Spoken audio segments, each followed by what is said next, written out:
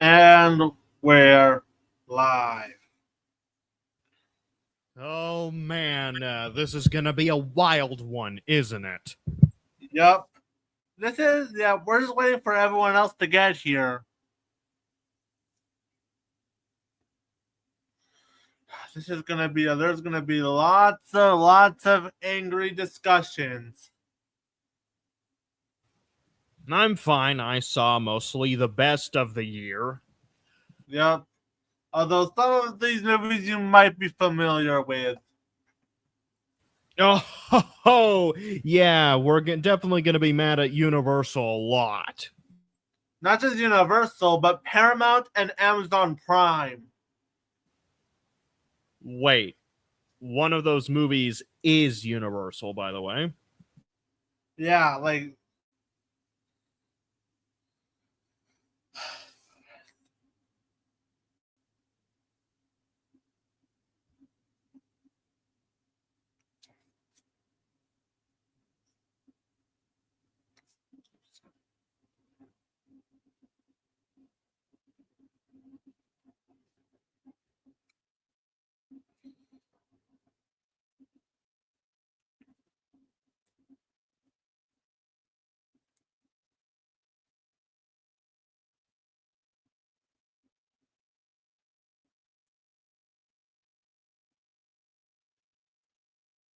oh yeah, trust me. We are gonna be very heated. Hello. Victor? Hold on. Is it doing that echo thing now? No, so far no. Okay, good. I'm trying Oh, with my Google Chrome browser because the last time I was using it in Safari, so then it kept doing that audio thing. But then I looked up, it was probably a browser based issue, so I'm going to try it that time. Hopefully, I won't have audio problems this time. Can you guys hear me? yes. Yep, can hear you. Oh, Yep. Yeah, you weren't here on the last stream when we all went over the best of 2025. So, in case you were wondering, yes, we had The Day the Earth Blew Up was on our list. Mm-hmm. It got an honorable mention for me, at least.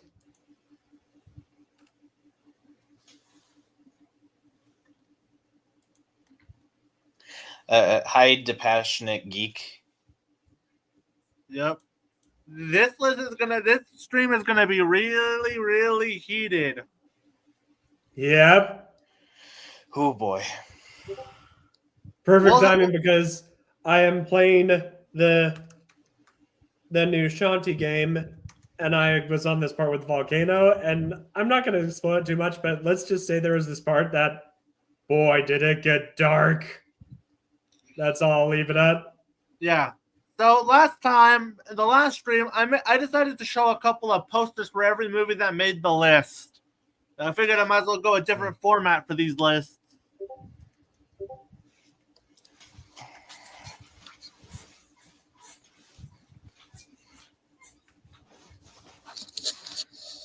We're just waiting for Ethan to get here so that way we can finally get started. Oh, yeah. And my list of worst right here. Just a heads up, I have number 7 is a tie. Yeah. I made sure to have that ahead of time. Yeah, you probably figured out why it was a tie, though. Let's just say it has to do with a certain company.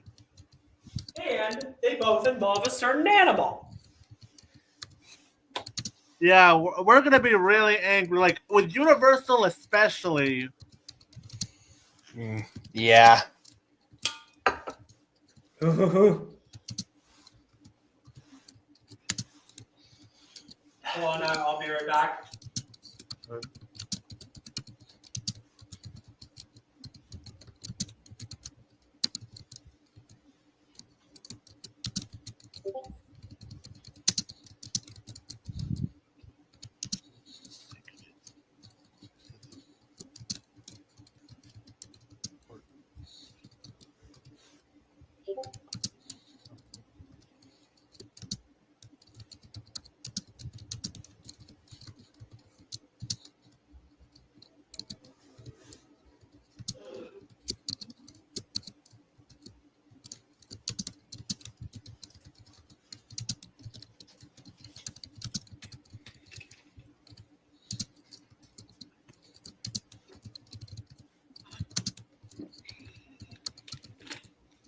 Yeah. Trust me, this list is going to have everything. Theatrical releases, streaming service slot, and of course, direct-to-video slot. Yeah. And there were these two that fit the direct-to-video slot. Okay, I mean, I don't think they got theatrical releases, but just because they were direct-to-video doesn't mean I'm going to go easy on it. And because of certain reasons, which I'll touch on when I get to it.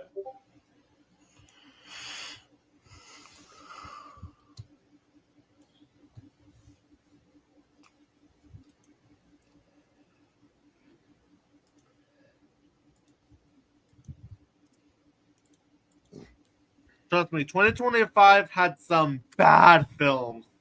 Mm-hmm. Yeah.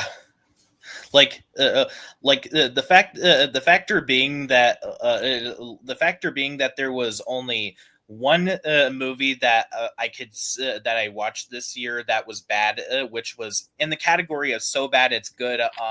That's really saying a lot. Mm-hmm. Yeah, and of course, I also thought I'll have a new feature that I'll get to later on. You'll see when we get to the dishonorable mentions. It's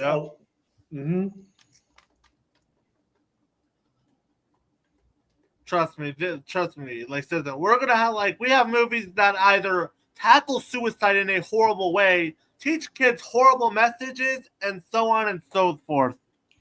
Oh, there and also some remakes of movies that basically destroy the integrity of the original movie, as well as not even feeling like a movie, or basically emphasizing the problem that said show has been having for years, or right, or just a so bad it's good movie. Right. Mm-hmm.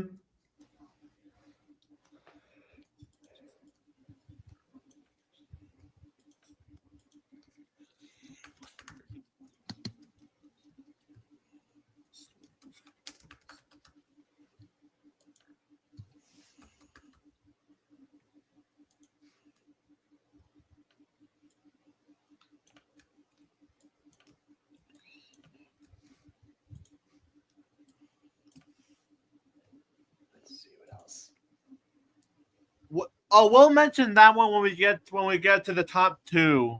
Mm-hmm. And yeah, thanks for spoiling it for us. Well, technically, that's not really that much of a spoiler because, well, I already put my list out in the public eyes. It's already in the public knowledge, so. Mm-hmm. Not really people could just check no, out I meant Letterboxd. in terms of this whole stream. I mean, thanks for spoiling it before we got there. Someone's at the door. Hold on, I'll check.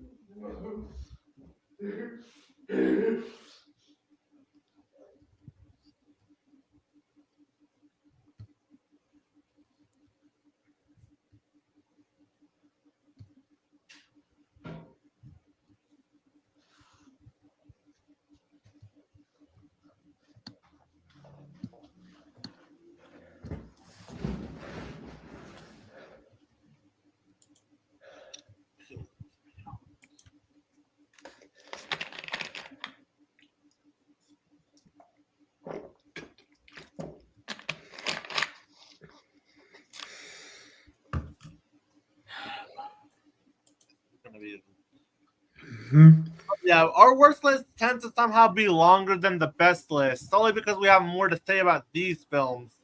Yeah, and because I have more mentions. Like, I used to do separate videos of this, but I thought, you know what, I'm just going to do this. I mean, I have this new mention that's so much not as dishonorable are the I'm not seen mentions. You'll find out why. Find out.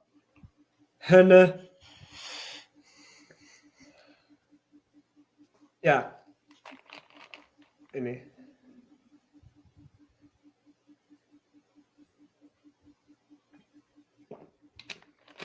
All right. So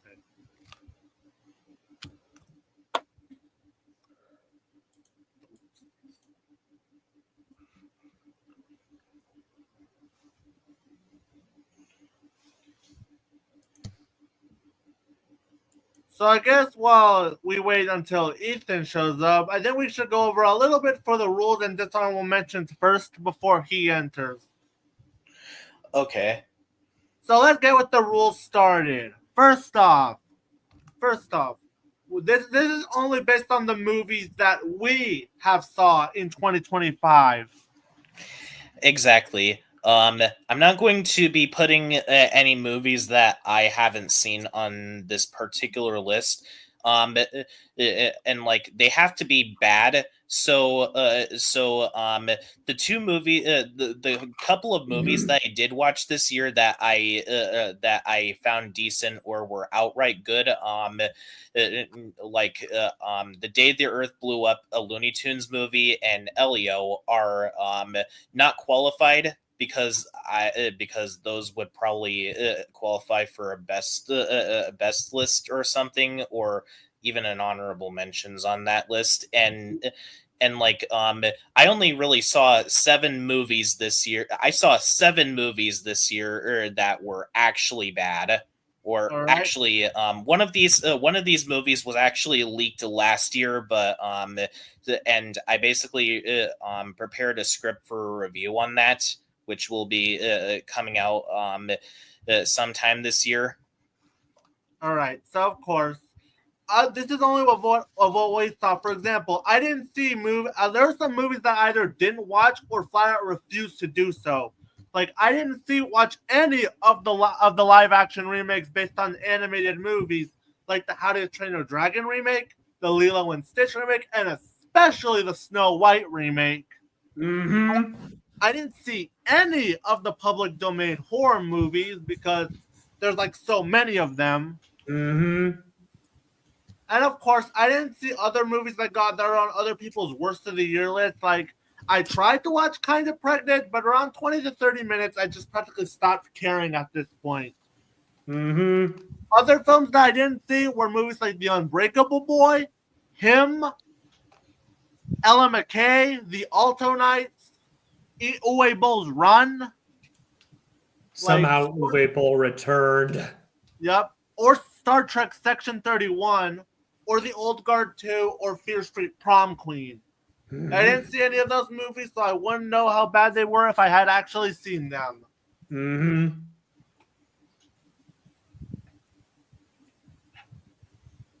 Kind of says, though, Amy Schumer, please stop trying. Yeah. And secondly, and most importantly, everything we say is obviously our opinions. Mm-hmm. Yes. To any of those people out there that would basically go all like, "Oh, it's for kids." Being for a specific demographic does not excuse it from criticism.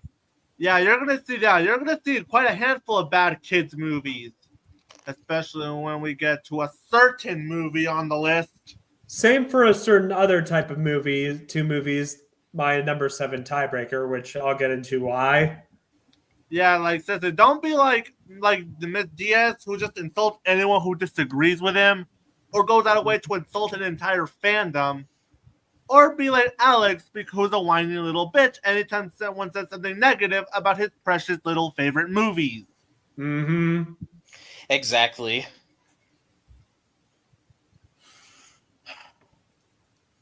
These lists are purely subjective, and if you like what's coming on the list, that's fine. That's your enjoyment. But for us, not so much. Oh, right. That movie, The Alta Knights. I didn't see it. All right. Now it's time for my dishonorable mentions, and I do have a couple. Let me get the list up on the ready, and I'll be there. Oh, and for the record, there's going to be one movie I'm going to be exempting from the list altogether, and which I will not say which one, but you'll have to wait and see which movie got exempt from the list. Okay. So anyways, my dishonorable mentions are, first off, Hot Milk, which has the award for quite possibly the worst title for the movie this year. Oh, that. Yeah. Oh, that film. Yeah, not to mention this also has probably one of the most abrupt ending. That's the most abrupt ending I've seen this entire year. Next up, The King of Kings, from Angel Studios themselves. A movie that literally does nothing new with the story of Jesus, all the while having Charles Dickens interludes that just annoy me and just bored me to tears. Fun fact, I didn't even know that King of Kings even existed. I only found out that the movie existed when I looked up the theater times for which movie that me and my mom could see in theaters, and it was either between King of Kings or the Minecraft movie, and I decided to go with the Minecraft movie for the lulz because of how ironically enjoyable that movie is. Oh, Yep. Wait a minute. It is based off something called The Life of Our Lord, based off a book by, you guessed it, Charles Dickens. All right, next up is Happy Gilmore 2. I'll get into that film more. Yeah, a sequel that's more focused on shoving as many cameos for other celebrities and while they're shoving nothing but member berries down our throats. Mm-hmm. All the while turning Happy into a drunk. Mm-hmm. Next up is Alarum. So Sylvester Stallone is just gone down the right of Bruce Willis, Morgan Freeman, and John Travolta, starring in these low-budget action movies that hardly anyone went out of their way and saw. Mm-hmm. Now, I should say this because I already know this with the Razzies.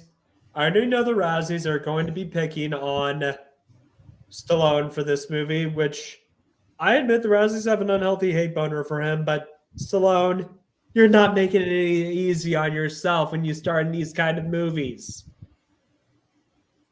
All right, next up is Flight Risk. Ya need a pilot? How about we needed a better movie, Mel Gibson? Mm-hmm. Also, screw you for the fact that you went on Fox News about saying that the wildfires were convenient.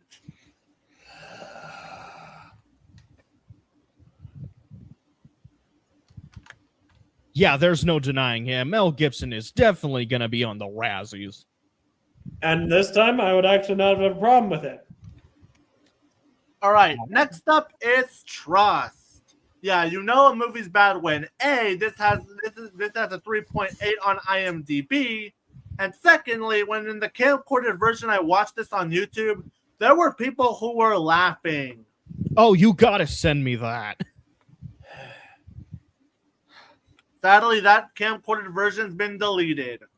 Damn it. Because copyright sucks. Mm-hmm. Eat shit, Neil Mohan. And finally, Sneaks. In the words of Jeremy Johns, I'm not going to remember this movie in T-1 day. Oh, boy. I didn't even realize that film was in theaters until I saw the showings for it. I legitimately forgot about that. Legitimately forgot that Sneaks even existed. Mm-hmm. All right. Yes, we're just waiting for Ethan to show up. I already sent him the link on my server and to him directly. Okay.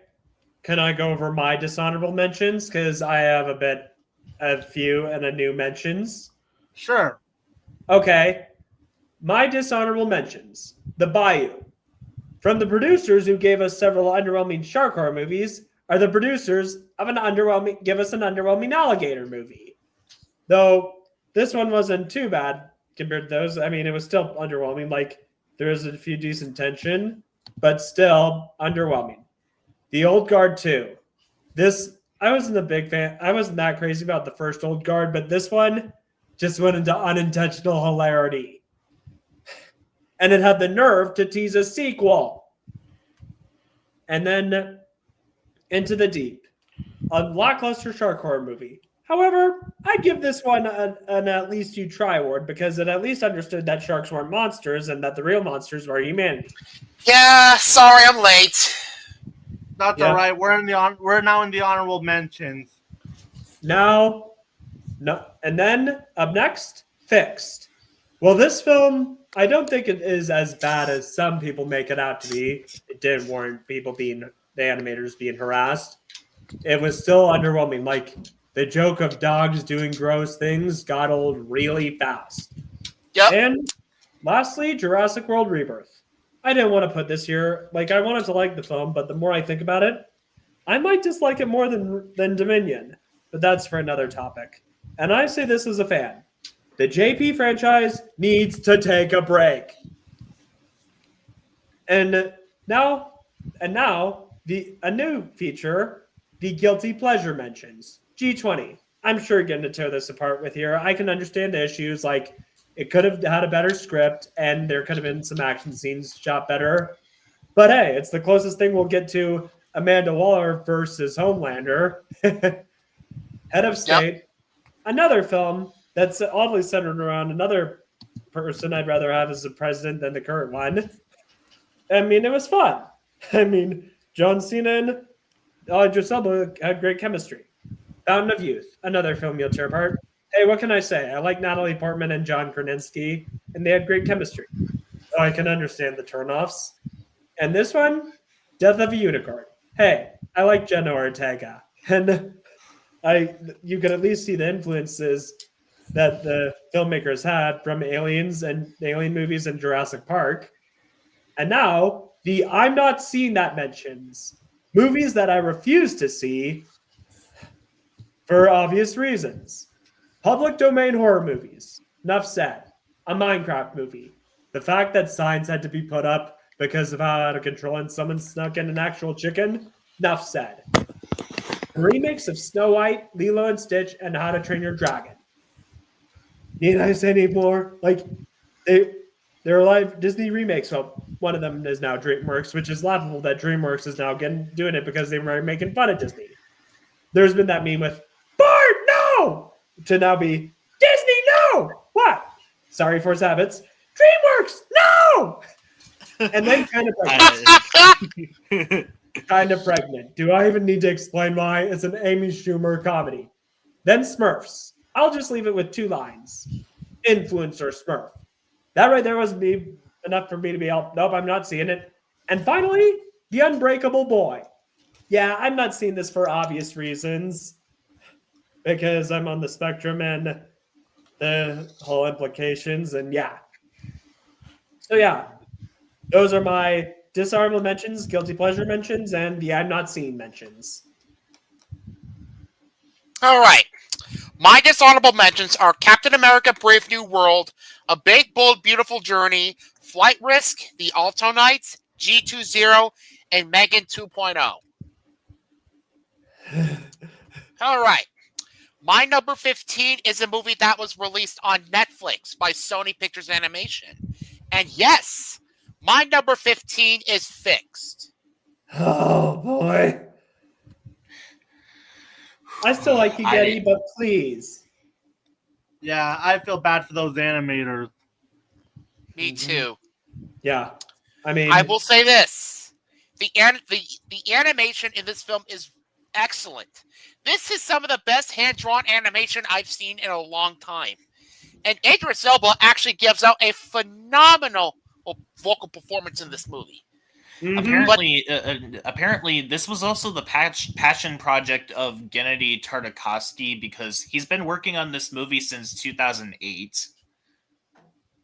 There have been films like that I've seen, like where it would take so long to take a while to get released. Like there was this film that was actually started production back in the 60s or 70s, and while the final result wasn't the best, it was okay, and I was at least glad it saw the light of day. But this, come on. But yeah, I can't praise anything else, folks. The story of this film is just a convoluted mess. The screenplay is absolutely atrocious. The directing by Gennady Tartakovsky is terrible. The rest of the voice acting sucks. Adam Devine as Bull is annoying. Through and through. And there's a scene in this movie where there's a scene at the beginning of this film where he literally humps Nana's leg for 5 minutes straight. God. And a missed opportunity, they didn't play Wasp's animal. Because, it at least fits it. Because the whole thing with the movie. But I digress.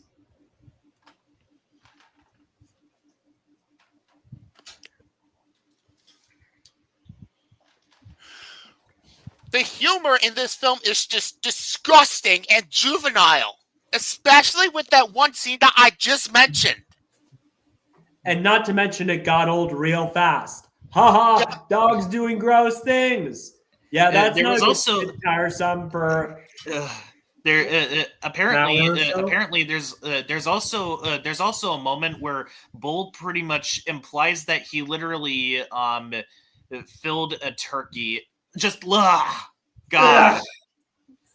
Now, I actually don't mind gross out humor. Like I thought Lesbian Space Princess did gross out humor well, but it worked because of how over the top it was. Here was just, it's funny because dogs doing gross things.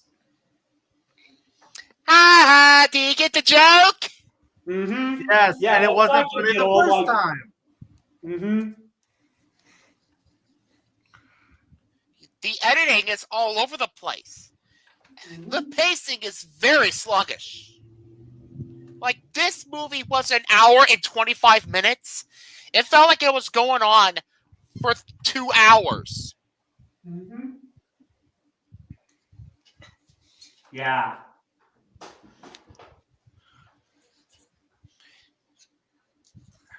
The ending to this film, oh my god. The ending to this film is disgusting. Especially the fact that we see a grizzly bear twerking. Or also the implications, because with those puppies, I'm going to feel very sorry for them because, they were not the other dog's puppies. The ending gave me vibes of an actual Diddy party. It kind of reminds me of that. Oh boy. Good one. Ethan, you should look at my YouTube comment. Alright. You Yeah. could have had a much better time with that one instead of look at what Chilbyon said. Your station has one. All right. Nah, he's far worse than a stupid dog. Mm-hmm. So yeah, folks, all those reasons alone explain why Fixed is my number 15. Gennady Tartakovsky, do better, please. I'm concerned right. about season 3 of Primal. Apparently, season 2 of Primal is going to be coming pretty soon. So look Season forward to 3, that. we already got a second season. Oh, season 3. Yeah. All right. My number 14, I'm just going to go through my numbers 14, 13, 12, and 11 real quick. Number 14. Well, Ethan. This is the top 11, so. All right. Number 14 is Shadow Force. Number 13 is The Conjuring Last Rites. And number 12 is Lilo and Stitch. All right. boy. And with that out of the way, let's get on to the main course. I go first, then Razor, then Ethan. Right. So with that out of the way, let's begin, folks. Mm-hmm. Coming in at my number 11 is a film that I originally gave 1.5 out of 5, but upon more thinking about it, I lowered it down to 1. My number 11 is Fountain of Youth. Mm-hmm. Go on. Mm-hmm. Oh, right. Yeah. Oh, wait a minute. Let me fix that real quick. And we are a go. Mm-hmm. This has to be one of the biggest wastes of money that Apple has literally shoved out on their service.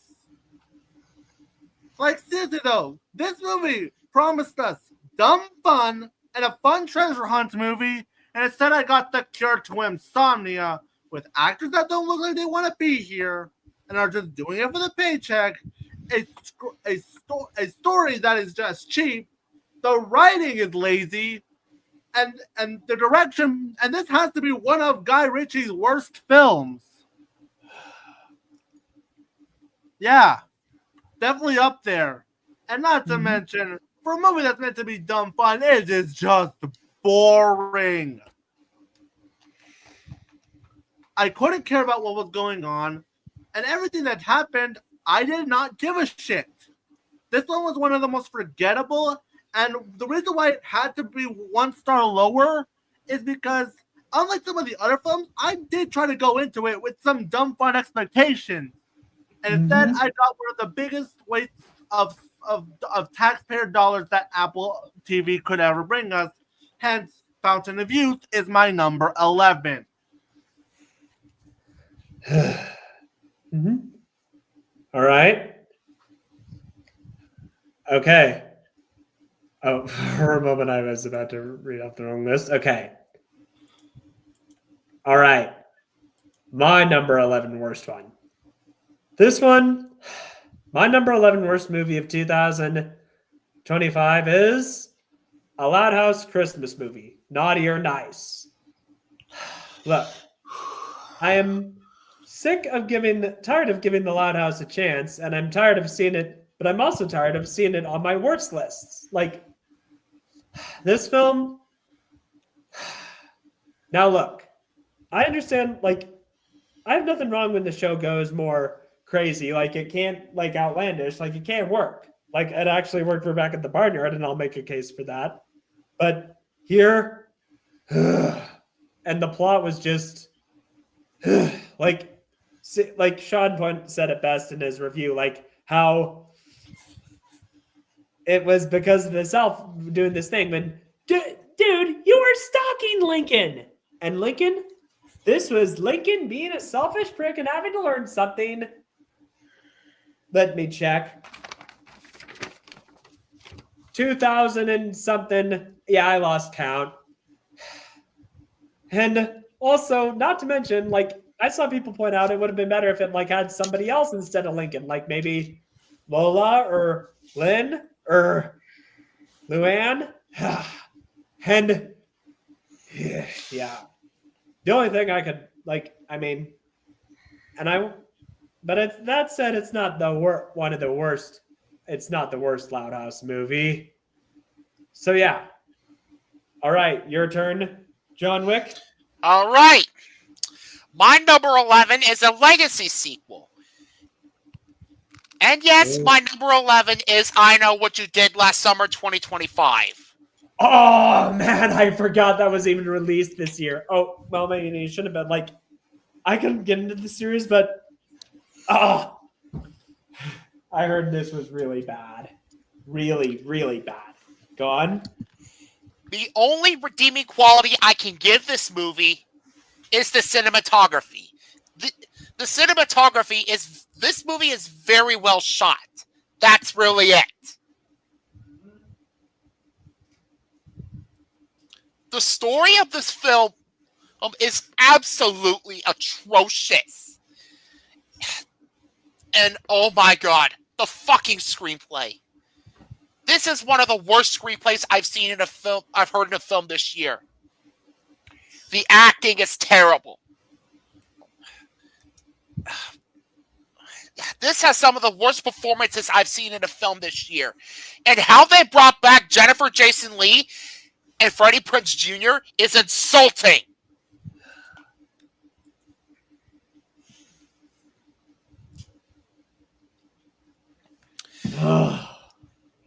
And not to mention, we hardly even see the fishermen in this movie.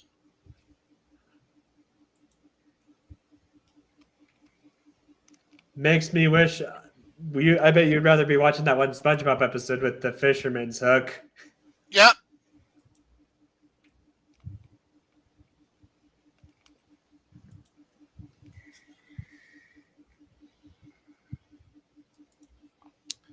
The editing is all over the place. And the pacing is dreadful from start to finish. This movie, it felt like it was going on for 3 hours.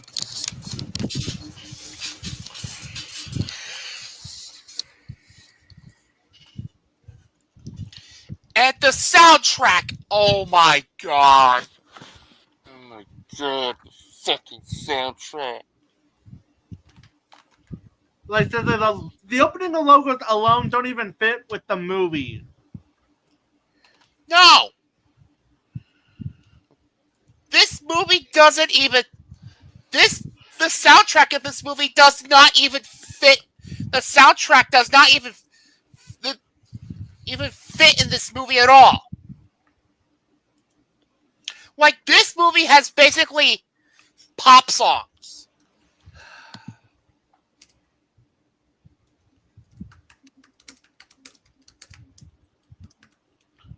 And the characters in this movie are just idiots. Even in terms of horror movie standards. Yeah. And this features one of the worst endings I've seen this year. Like, good God. So yeah, folks, that's why I Know What You Did Last Summer 2025 is my number 11. Fuck this movie, and fuck you, Sony. Oh yeah, notice the release date. You know it's bad when it went up against Smurfs at the time. Well, yeah, this came out the same day as another film we're going to be talking about soon. Yeah, definitely tells you a lot, does it? Mm-hmm. But then again, I went to see Eddington, so... All right. Coming in at my number 10 is one of 3 movies that you're going to be seeing on mine, Razor, and Ethan's list. But spoiler, this one's somehow lower right now. Yeah, this is only my number 10. My number 10 is Hurry Up Tomorrow. Oh boy. I will get more to this film later. Oh my god, this fucking movie. Or as I like to call it, Weekend's Wankfest, because that's exactly what it is. All it is nothing but a huge circle jerk for The Weeknd, who, let's get the elephant out of the way, Abel can't act. We all know that fact. We all know that scene that went viral on social media. But aside from Abel's acting being bad, this movie is, if I could sum it up in one word, it's pretentious. Like, this has to be one of the most self-indulgent vanity projects I've witnessed, and that's not even getting to mention other problems, because after the second half just borderline becomes incomprehensible. I'll just concede to the fact that the first half, at the very least, had some momentum, whereas after the infamous scene that went viral on Twitter, it just went downhill, and I only grew to hate it by the end of the film, and that's not even getting to the fact that Jenna Ortega's character is one of the most unsympathetic characters I have ever witnessed this year. As she just does attempted murder, kidnapping, and oh yeah, arson, and gets away with it. And of course, if the stupidity wasn't enough, this movie just ends the exact same way it started. making the entire film pointless. Oh, man.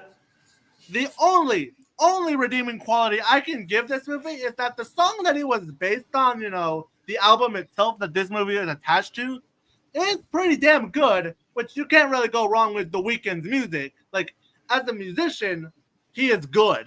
But as an actor and screenwriter, nope. Hence, Just Hurry stick Up to Tomorrow. music. Yep. Hence, hurry up, you pretentious pile of shit, makes my number 10. Mm-hmm. All right. My number 10.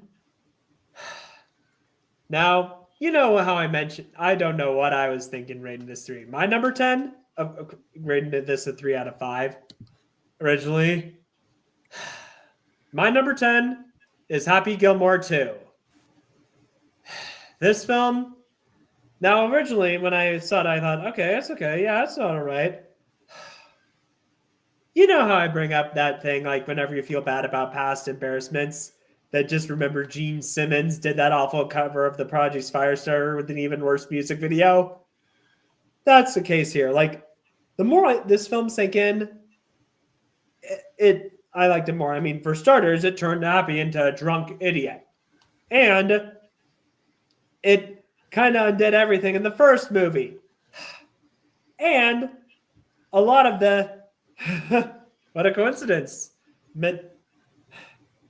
And the film is over-reliant on cameos. Like, say what you will about the cameos in Spinal Tap, too, but at least they made sense because, they were actually musicians.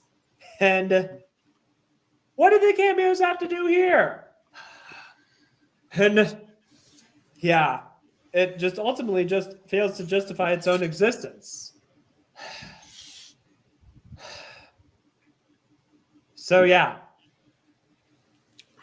All right. That's what I have to say. Go on. All right. My number 10 is a Blumhouse movie. And this is not the only Blumhouse movie you'll see on the list. Oh, boy. There's another Blumhouse movie that's going to be coming up later on. Oh, and I My am number feeling this 10 one is The Woman in the Yard. Oh my god, I'll have more to say this about film. that one later on. I'll get more onto this film later. Ugh.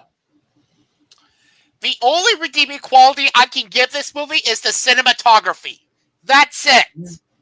And this one cool scene with the shadows, but that was it, too. Yeah, the story is an incoherent mess. The screenplay is absolutely atrocious. The acting is terrible. Nobody gives out a good vocal performance in this movie. Nobody.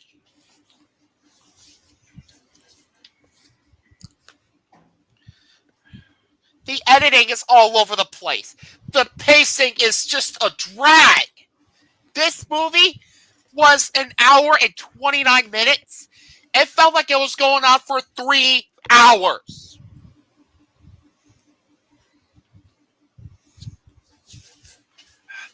The characters are poorly developed. But the worst scene in the entire film easily goes to the ending. Yeah. I'll get That more into ending that alone piece of made it. shit later on. Mm-hmm. Oh, and highlight Mitchell's comment, please. All right. No, the one above that.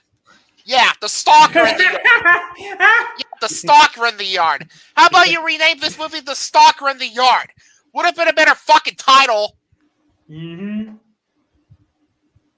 Or the spooky wookie lady sitting in a chair. But yeah, that fucking ending. God! The ending of this film is just a huge spit in the face to the audience. Yeah. Seriously.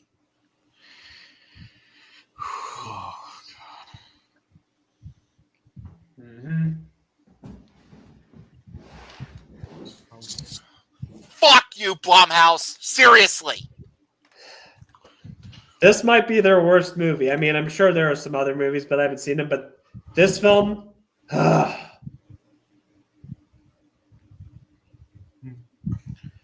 right, I'm done talking about this movie. That's why Woman in the Yard is my number 10. Fuck this movie. I'll be getting more to that. But for now, my number 9. My number 9 is one of the 3 movies from Amazon Prime that you're going to be seeing throughout this list. And first of these, Razor, I'm sorry, I know you call this a guilty pleasure, but I hate this movie. G20! None taken. I can understand the issues like cryptocurrency. Come on.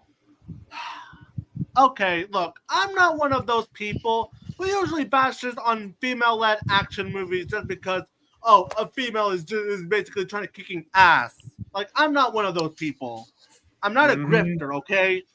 Nor will I ever join the anti-woke mob. That being said, this movie sucks ass. First off, suspension of disbelief can only get you so far when you have the main president, who's a middle-aged woman, take down men that is arguably stronger than her. But that's not my only issue. That's a nitpick compared to some other major issues in this movie's plot. First off, the action is terrible. Yeah, I can admit the shaky cam was a problem. Shaky cam is one of them. The other is the quick cut editing. Seriously though, like, this has to be some of the worst action set pieces I've seen in any movie. And considering that this is one movie that tries to be like Die Hard, are you even shocked? And then there's of course the villain. Like, seriously though, the dude has a fetish for crypto and likes to use deep fake AI in order to make other leaders look bad. Do I need to describe how stupid that is? Yeah, that even as someone who enjoys the film as a guilty pleasure, that is a bit ridiculous. Like, I'll give it that Viola Davis does at least try, but this movie has so many contrivances and holes that you honestly question, what is this movie even trying to accomplish? Like, but the reason why I also rank this one on the list is because, much like, of course, Fountain of Youth, this movie isn't even dumb fun. It's just plain boring and tedious and forgettable. Like says it though, G20 is one of the worst things Amazon Prime has released, although sadly it's not the worst one. We'll be getting more to that later on. The 2 worst ones. And I will give this though. At least it wasn't like, like when various TV shows spoof Die Hard and then characters would be aware that they're spoofing Die Hard. At least this movie wasn't like, hey, this is just like Die Hard. Like all those movie shows that spoof Die Hard, but then are aware they're spoofing it. All right, Razor, you're up. Okay, we're on 9. Okay, hold on. All right, number 9 is Abraham's Boys, a Dracula story. The same year we got an outstanding vampire movie, Sinners, we get this turd. This film is also similar to Prey, the one with the lions, the bad Prey. That as in hardly anything happens, and there's hardly any vampire stuff, and it's seldom. And well, it has a nice atmosphere. Most of this film is just nothing happening. Also, it made Bram Stoker and Nina Harker a thing. Ew! Seriously, what is with this rise in older men shipping with much younger women? Like, it's Rogue Nito has gained traction. No, thank you. Ugh. So yeah, this film is just a nothing burger. I honestly wish I could say more, but like this movie, there's not much for me to say other than it having a good atmosphere. But that's as far as it goes. Ugh. But it's not the only lackluster horror movie on my list, which I will get to later. Your turn, John Wicks. Oh, man. My number 9 is one of the worst video game-based movies I've ever seen. And yes, my number 9 is indeed a Minecraft movie. Oh, Say it with me, everyone. Chicken jockey. chicken jockey. Which, by the way, Chicken jockey. I will always bring up that the jockey from Left 4 Dead 2 is superior to the chicken jockey. Anyway, The go only on. redeeming quality I can give this movie is that the mob designs are actually really faithful to the game. Mm-hmm. And that Technoblade tribute was actually pretty cool. Mm-hmm. That's it. Nothing else. The story is just the story is just a mess. The screenplay is one of the absolute worst of the year. Especially with the god-awful dialogue.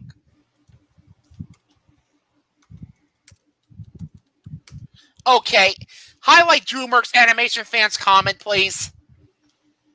Oh wait, DreamWorks fan animations comment. Yeah. This one? Oh yeah, this Yes. one. Fuck anyone who contributed to that stupid meme. Yeah. If you're one of these people who contributed to that stupid chicken jockey meme on TikTok, how do you go fuck yourselves? You are everything wrong with moviegoers of today. Yeah. Here's my reaction. Here's what I have to say to those who did that. Mm-hmm. Yeah. Same. And the fact that signs had to be put up, like letting people know, please stop it with this behavior. And the fact that someone actually stuck in an actual chicken. How does that even work? And they were lighting fireworks in that theater as well. Yeah. And there was also a stabbing incident outside a screening of this movie in Rhode Island.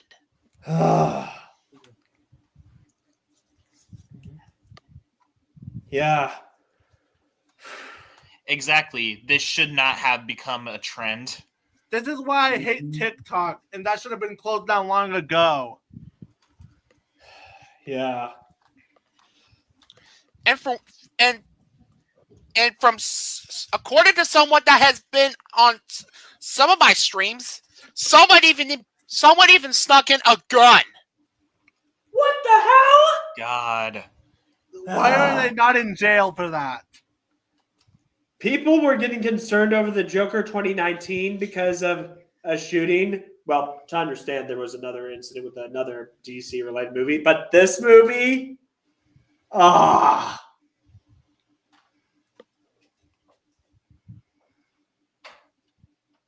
Yeah.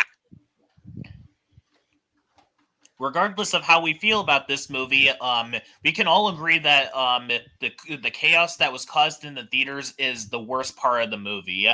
Mm-hmm. Yeah. That's another reason why it's on my. Yeah. I'm not Highlight seeing media that guys because- comment. Oh yeah, okay. Not to mention that there was an incident where one of the movies literally beat up the employee because of this trend. What the hell? Seriously. To quote Mr. Horse, what the hell is wrong with you? The one who does that? Who literally does that? I hate you kinds of people. I do too.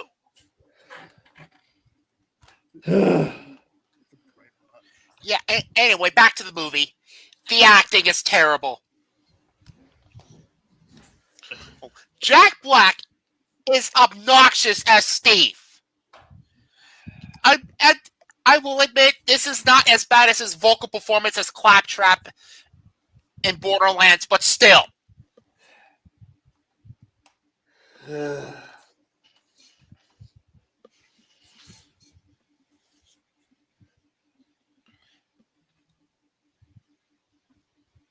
cinematography is garbage.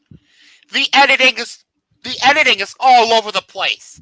The pacing is dreadful. Period. Like, this has some of the worst pacing I've seen this year. Okay, like I said, the mob designs do look good. However, the CGI and visual effects are what ruined it. Okay, highlight DreamWorks fans comment. If I hear one more stupid fucking thing that these assholes did, I'm going to hit myself in the frying pan multiple times. If I have to see those clowns again, especially including you, Alex. One other thing that these people did during the screening of the movie is throwing popcorn all over the place, which only makes things harder for the employees because they had to clean up fast before the next screening of the movie. Yeah. Mm-hmm.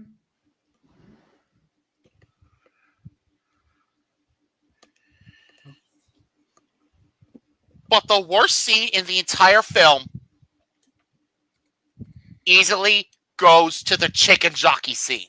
Oh, man. Once again, fuck you, TikTok. Yep. Ah. Fuck you, TikTok. Yeah, highlight media guys comment, please. All right. I swear to God. And what's worse is that there was a. I will seriously hit myself in the frying pan one more time if I have to see this bullshit.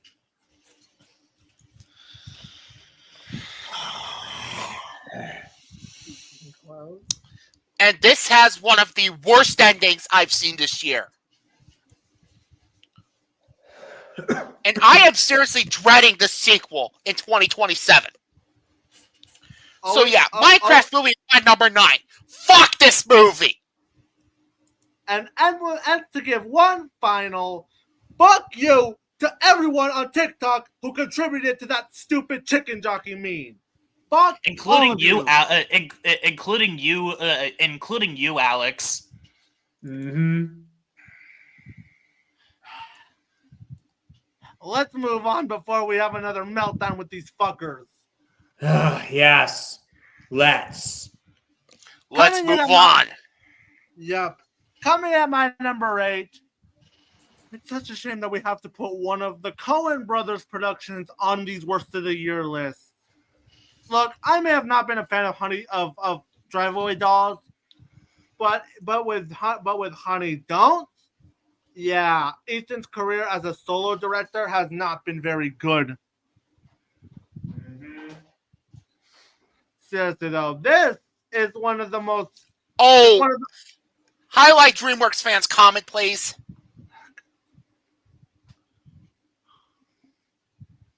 Oh man. God. These people.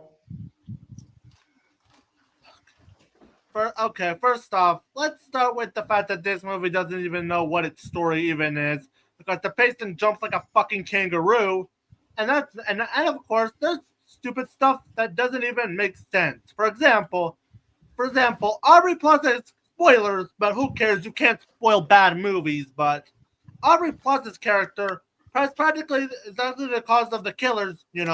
Despite the fact that she is, a cop. And while I like the chemistry Margaret Qualley and the other character had in Driveway Dolls, in this movie we don't get much chemistry between either Aubrey Plaza or Margaret Qualley. Yeah, and of course we have Chris Evans as a womanizing preacher. But yeah, all of those would have been pretty bad, like already starting shitting on LGBT people. But the thing that really set this one over the edge for me and what got it its 1-star rating is actually 2 things. It's actually 3 scenes in one, where a guy literally can't pay off his tab, so he goes to another person and tries to suck his cock. Yeah, this one tries to play sexual harassment as a joke. And of course, the guy who tries to defend himself ends up losing his abuela.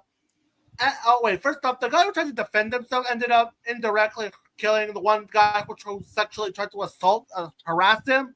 But that's not the worst of it. We also have a scene where the victim ends up losing his abuela. Yes, his abuela dead shot. And of course, because the victim ends up taking vengeance, it ends with him dying. I'm not making this up. The victim of sexual harassment dies and loses everything. So glad I skipped this movie. Yeah, and of course we get to another piece of idiotic bullshit that this movie thought it would be funny. Now look, as I said, I'm not a grifter, nor will I ever have been one of those people.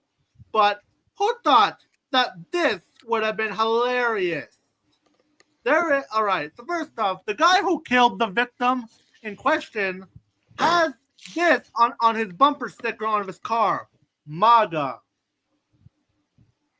and of Of course, course. Margaret Qualley instead decides to replace that with a different bumper. What's that bumper? Yeah, I can't believe I'm about to say this. I have a vagina and I vote.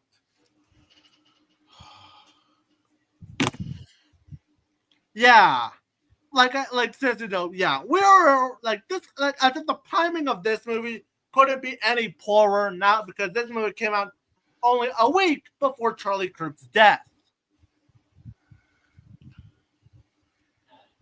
Seriously though, this talk about such bad timing. Yeah. Talk about terrible timing. like seriously though, and Honey Don't is like those alone already got it up from just bad to a top 10 worst film of the year worthy. And yeah, I can't stress how much this one really annoyed me more than it had any right to be. And considering the fact that this had to come from one of the Coen brothers, yeah, yeah, I think it's safe to say, Ethan, you better hope to God that your last movie in the lesbian B movie trilogy ends up going out with a bang. Because this is strike two, Ethan Cohen. Either that or go back to your brother. It says it though. Ethan Cohen, for the love of God, please either make a good movie or just go back to collabing with your brother. All right. These next 8 movies were the ones that I gave a 0 out of 10 to. And coming in at number 8 is the worst R-rated comedy of the year. Bride Hard. All right, wait, let me put it up on screen. At least until Razor gets back. Hopefully I'll be back before your number 8 finishes.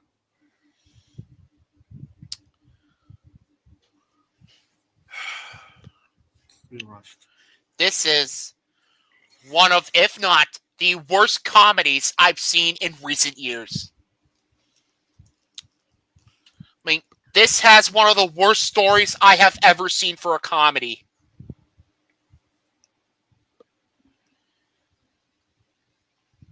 It's on my list as well. The screenplay is absolute garbage. Because the dialogue is just pure fucking cringe. Like here's something and that's actually an interesting thing that Chilbyon said.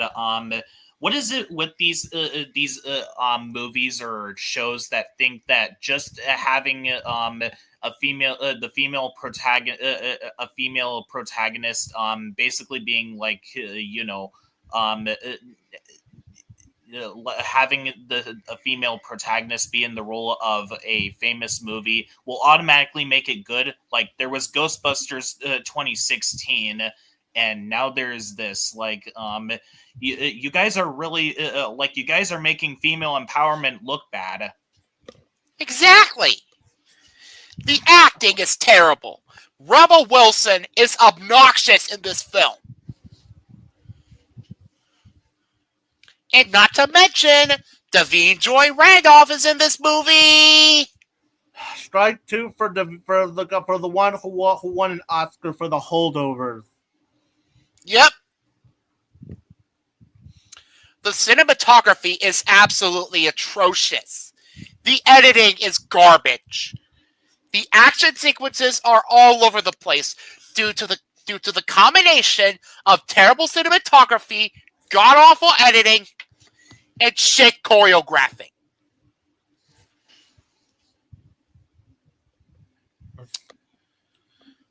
Oh my god, the fucking twist, villain.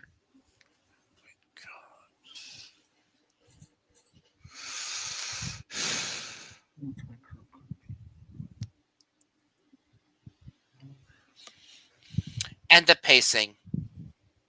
My God. Like this movie, he felt like it was going on for 3.5 hours. I did not laugh once throughout the entire film. Like, none of the... There was not a single moment where I laughed. To say that this movie is purely unfunny would be an understatement. And the ending of this film, the ending of this movie sucks.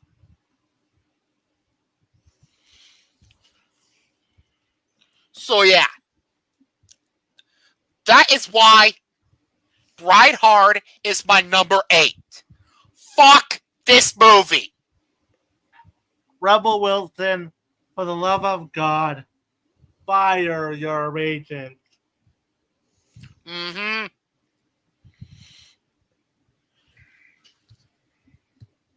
Yeah.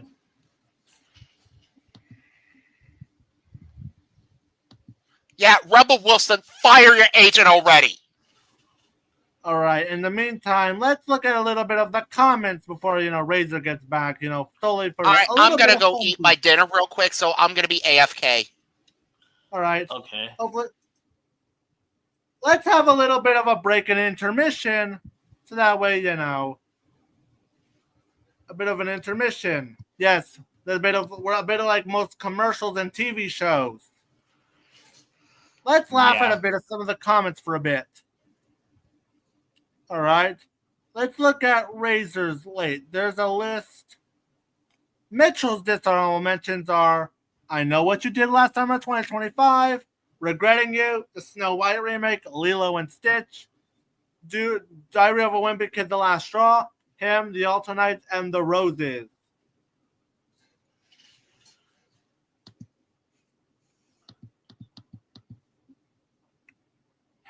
Why are we getting so many of these? I thought that the Diary of a Wimpy Kid animated movies was done after the one that we had in 2023.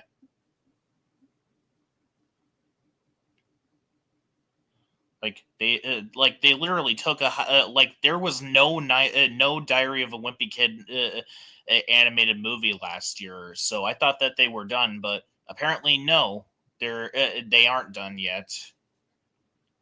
So on Chilbion's list, we have, of course, his number 5 is Spooky Wookie Lady Sitting in a Chair. More on that later.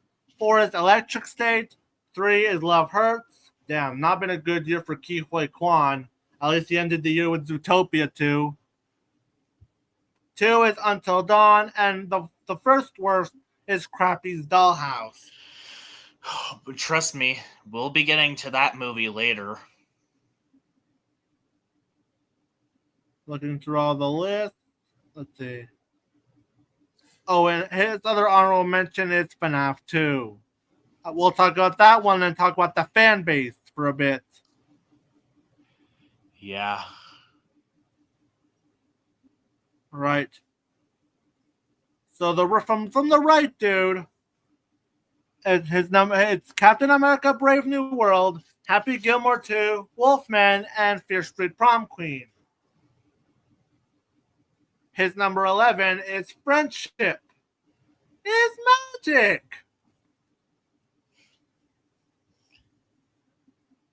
Number 10, Karate Kid Legends.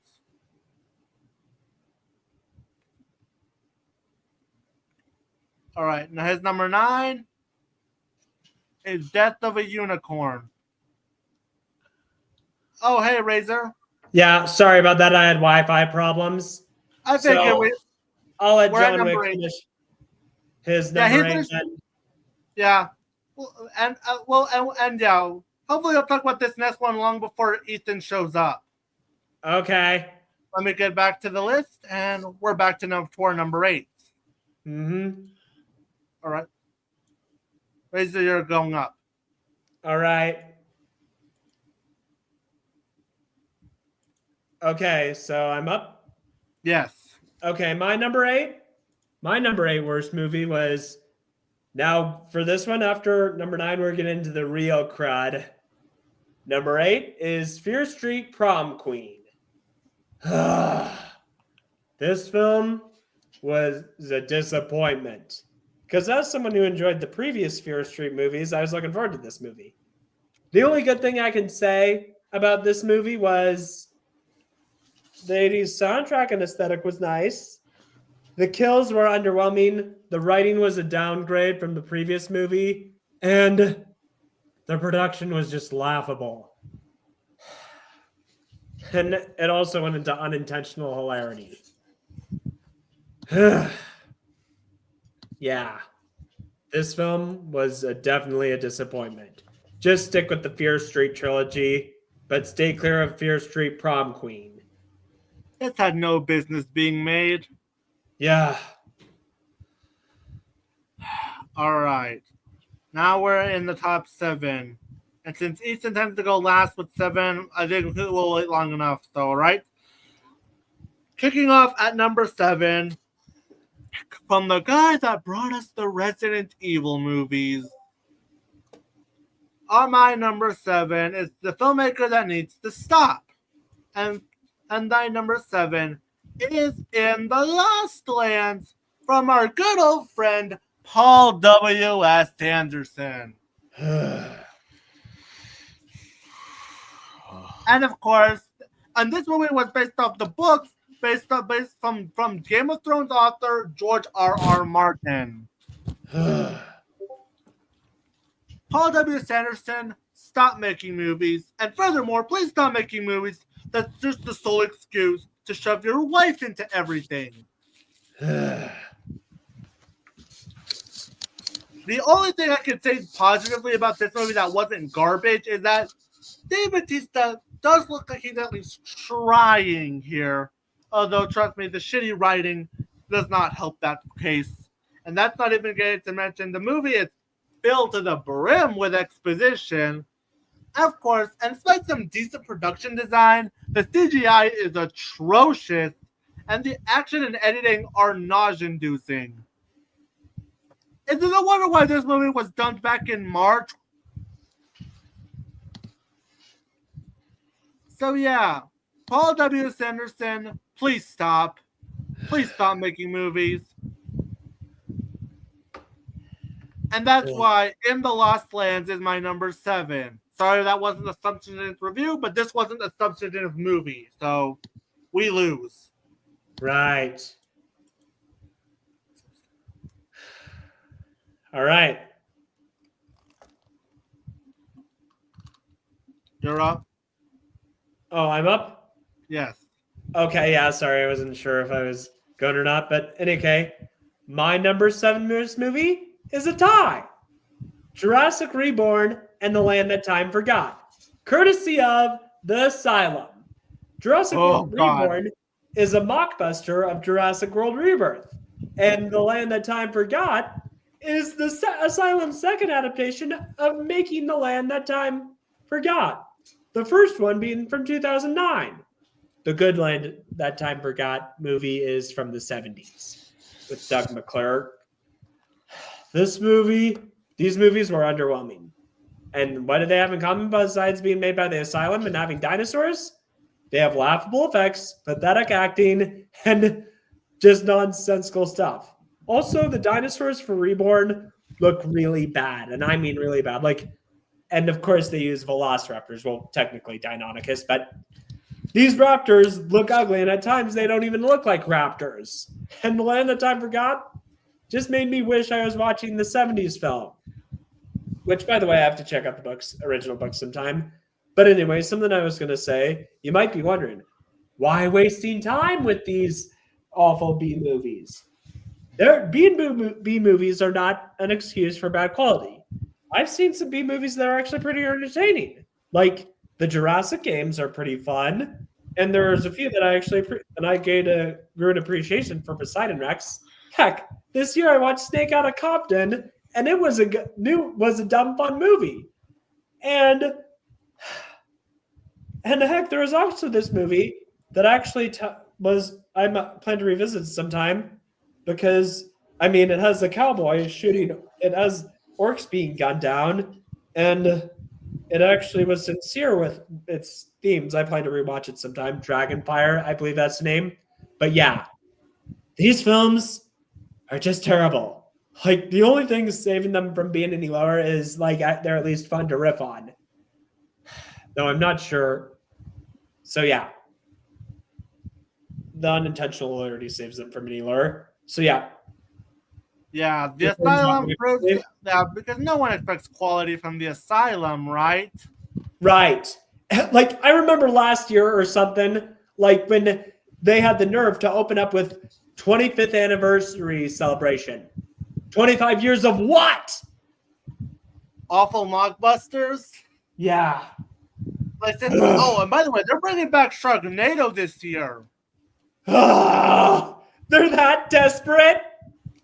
Yeah, a part of me wants to actually just watch the first Sharknado, so I can watch that film. Hey, at least I'll have material for my worst of the year list. Right. Because Hey, do you want to look at my comment? YouTube comment? Why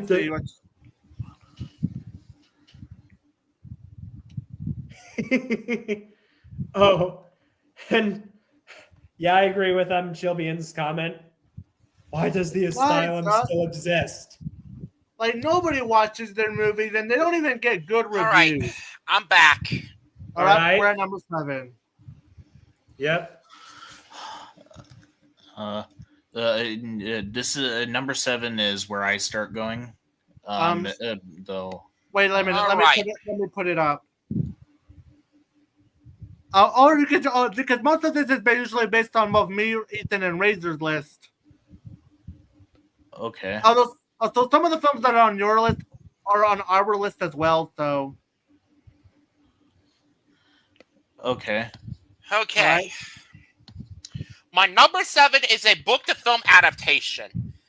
And this is based on a book from Colleen Hoover. And it is by far the worst of these. My number 7 is Regretting You. Worse that it ends with us. Yep.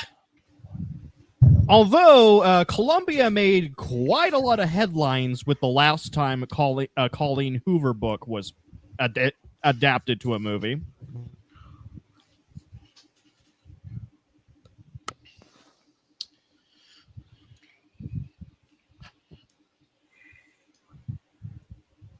Strike 2 for Colin Hoover.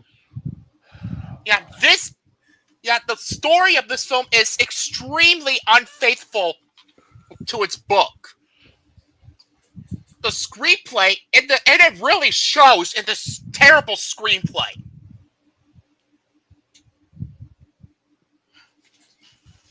The acting is absolutely terrible. McKenna Grace, what are you doing here? She is terrible in this movie, and her character is an unlikable douchebag.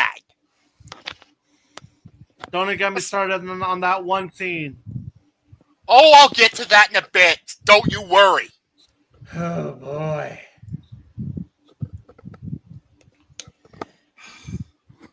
The cinematography is absolute garbage.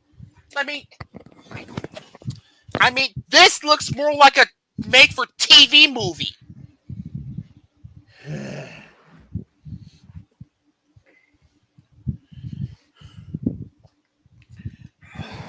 The editing is a chopped-up disaster. The pacing is a nightmare. Like, this movie felt like it was dragging on for 3.5 hours. And oh boy, this one scene in the film, and you knew I was going to bring this scene up. Yep. There's a scene in this movie where Clara actually ditches her father's funeral just to smoke marijuana with her boyfriend Miller. Way to honor your father's legacy. This reminds me of when Mr. Horse said that he was not going to make burner accounts or angry messages anymore. Yo, guys, how's it going? Hello. Yep. Hey, Son Nick, of a Court to private Connect chat. 2004. How's it going, my dude? Look at the private chat. Oh, the private chat. Yeah, don't say it though. Okay, we won't. Yeah. Even though I'm a fan, yeah. We won't. Like, yeah. Mm-hmm. But I still. Like, seriously though, who ditches their father? Who ditches their family's member's funeral just to go do drugs with their boyfriend? Who does that? Who does that shit? Bro, that's And kind no, of I'm not gonna do the disrespectful to Keith like David thing. disrespecting people's death and those people with the boyfriend and girlfriend like smoking marijuana together. Bro, that's Amtrak and Conrail Railroad chase Maryland collision flashbacks are intensifying because the one of the engineers who was like smoking marijuana in like the Conrail train. What was that engineer that was smoking marijuana again?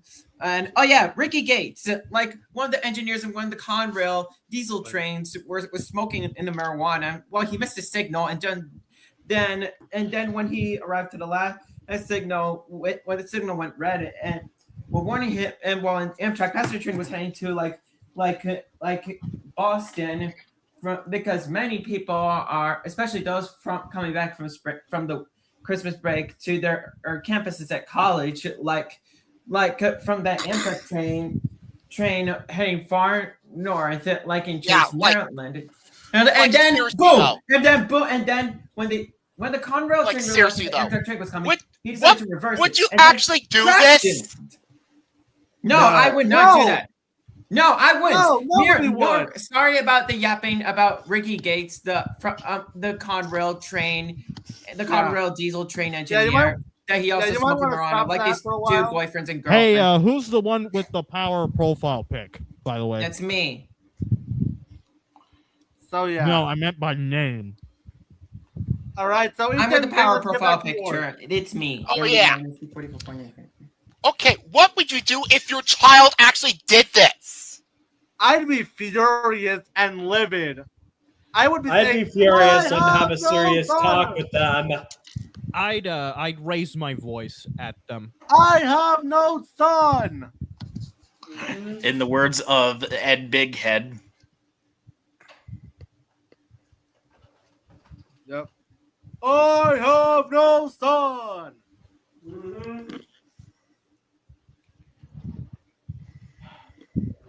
All right. Let's get back to Ethan. So yeah, I don't want to talk about this piece of shit anymore. And that's why Regretting You is my number 7. Fuck this movie. Plain and simple. And I'm not looking forward to the other Colin Hoover adaptations like Reminders of Him and Verity. Because we're at 2 movies in, and so far we have not gotten a single good Colin Hoover-based movie. Or maybe Colleen herself sucks. Yeah, more like the latter. So coming in at my number 6. Oh boy. Actually, forgot. All right, so let's, like I said, I pre-planned these before, but when making these, though. So let's coming in at my number 6. Oh boy, we're now into movies I gave half a star on Letterboxd. The first every year since 2023. I seem to have a slasher movie on my worst of the year list. In 2023, it was Winnie the Pooh, Blood and Honey. In 2024, it was Founders Day. And in 2025, it's Hell of a Summer. Oh, boy. Okay, first off, this movie is one huge fucking scam. First off, we have a villain that basically rips off the motivations in Scream 4, so that's already one reason to hate it. Another reason that the satire is terrible. The characters are all bland, obnoxious, and unfunny. The humor is terrible. And simply though, you like no characters in this movie. But the worst thing about this movie, that elevates it that gets it half its star rating. You know who the distributor of this movie is? Who? Neon. Oh, Neon! Yeah, they made movies like Longlegs, Together, and Infinity Pool, as well as other horror movies. And let me tell you, they do not fuck around when it comes to the body horror and stuff. So, what if I told, and you remember how Resurrect summed up Prey, aka the one with lions? Where most of the deaths happen off screen? That's this movie. All of the kills happen off screen. Like seriously though, they're nothing but cutaways, despite being marked as a rated R slasher movie. Like seriously though, I have never seen a slasher movie that's this timid to go all the way with it. And this time coming from a director whose actor name is Finn Wolfhard really upsets me. Again, the third movie on this list that could have just been dumb fun. Instead, I got a movie that's basically what I like to call Scam of a Slasher. And that is the appropriate name for Hell of a Summer. Scam of a Slasher. Hence, Scam of a Slasher is my number 6.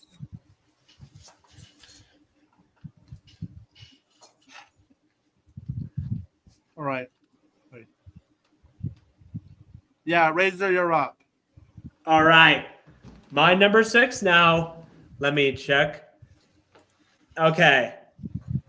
My number 6 is The Electric State. Remember when the Russo brothers clapped back at Martin Scorsese? I'm not really sure they're ones to talk, seeing that after Endgame, they've given us some underwhelming films. There was this one film, Cherry, which I didn't see, but I didn't hear it was too good. And then The Gray Man, which just wanted me to be playing Time Crisis instead. And now this film. Now, I heard this film was based off a graphic novel. The graphic novel was meant to be a critique of a world overconsumed by technology and overconsumption. But this film was, all like, hey, we should embrace technology and consumption. Makes perfect sense. This film is just bland. It has all this stuff going for it, but it just feels like every other movie you've seen it before. And yeah, and the messaging is questionable. And yeah, it just made me want to watch other movies instead. The only thing saving it from even lower rating is the soundtrack is good, I guess. Yeah, do you want to know the other problems with this movie? What? There was a movie that actually uses AI here. Yeah, there are parts that use AI for the robot modulation. and the Russo brothers had to defend that by saying, "Well, it looks good on a TikTok video." This is a movie, not a TikTok video. Let me say something. Things like this in Borderlands, they work so much better as animated movies. Yeah, that could actually work. They could work as better with animation. But something else I would say. This is exactly why Chainsaw Man Razork has been called by a lot of people as one of the greatest animated features of all time. Right. Or this is. Speaking of which, it's coming to Fortnite. I think either this week or maybe this month or next month. And anyway, what I was saying was I don't really have the highest hopes for Doomsday. I mean, I started protesting it because of my issues with Disney, but that's besides the point. I'm right here. Okay. Yeah. All right. Here's the proper way to use AI. Use it as a reference, not a replacement for art. I heard that Spider-Man, the people who made Spider-Man Across the Spider-Verse used AI, but they used it as a reference, not as a replacement for the art. Right. Or when it's harmful to the environment, there are some uses with AI where I'm not against it, when it's like being used in the field of medicine or stuff. But yeah, also like here's what's really laughable: like the Russo brothers, like post-career MCU, this is what they've given us. Meanwhile, Ryan Coogler, outside of the MCU, he gave us Sinners, which is really telling. So yeah, All right. Your Ethan, turn, you're up John with Wick. number 6. All right. My number 6 is The Strangers Chapter 2.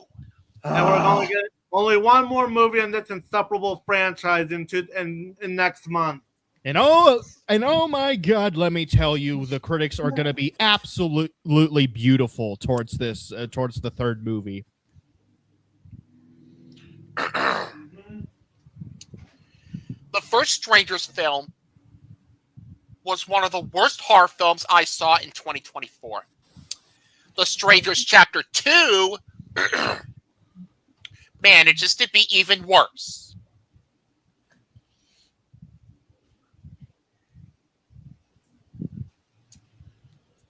Everything that was bad about the first Strangers the Strangers Chapter 1 is multiplied here by 2.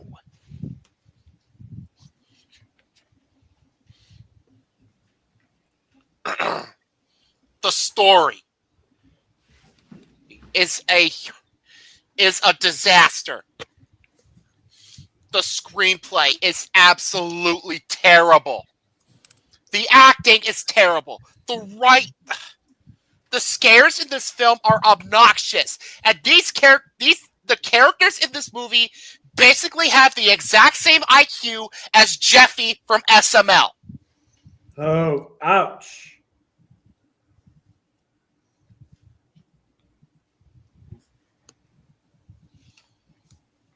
Oh, by the way, the Strangers Chapter 3 trailer just dropped today.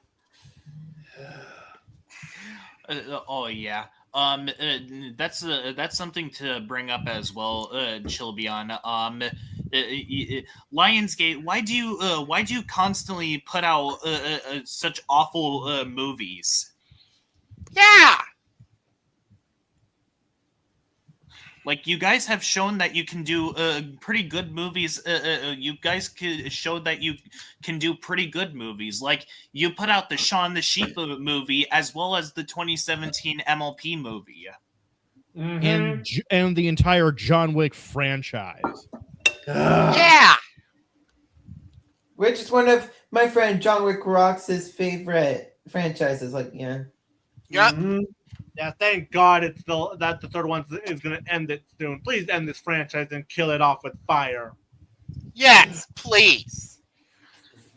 All right. But then again, considering the fact that Lionsgate also put out Happily Never After or Norm of the North, I shouldn't be surprised.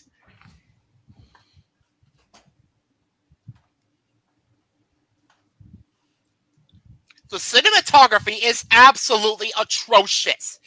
This has some of the worst lighting I've seen in a film. My God. This movie is so dark.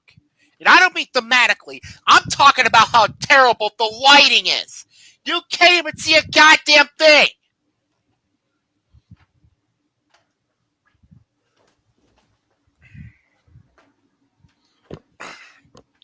And dear God, the pacing. This movie felt like it was going on for 4 fucking hours.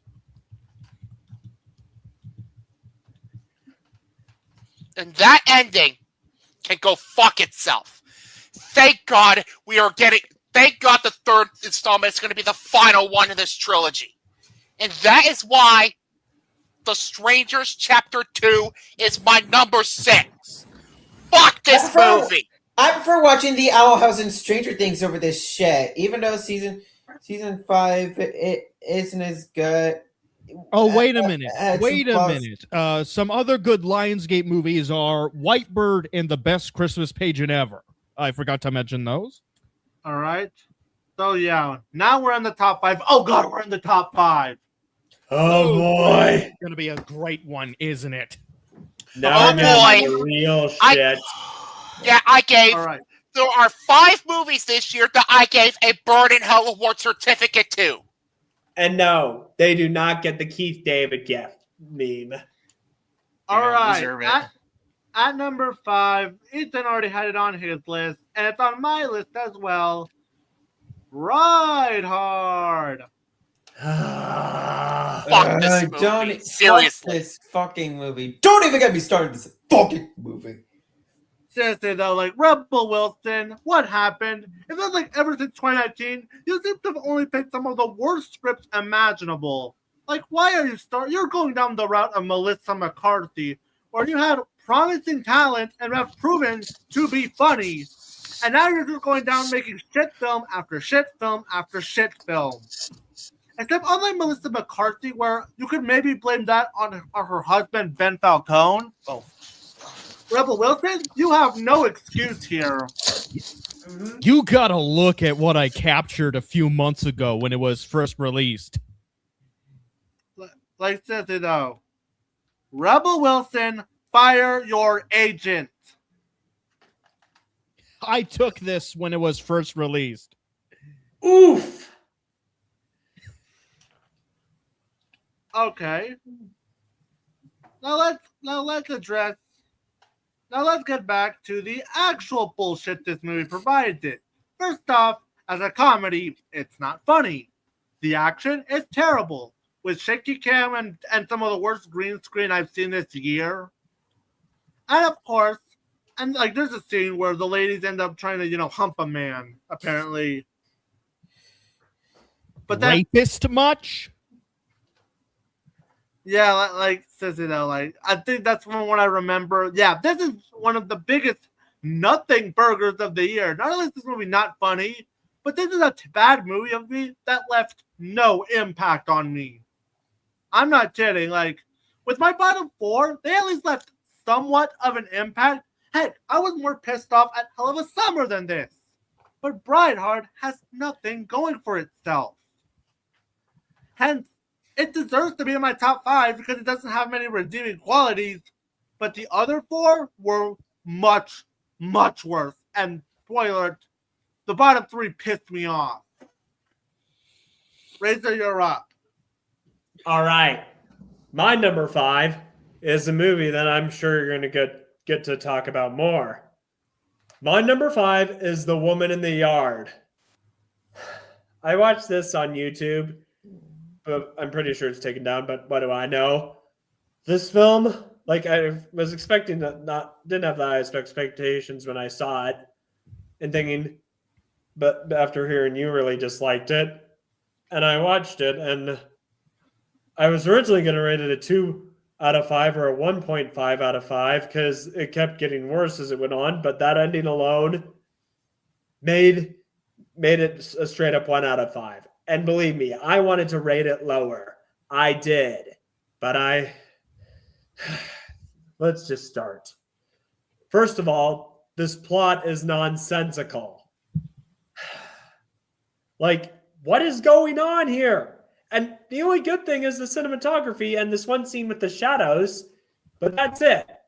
This film is just confusing and the scares were underwhelming, and that ending alone made it the number 5 here. Yeah.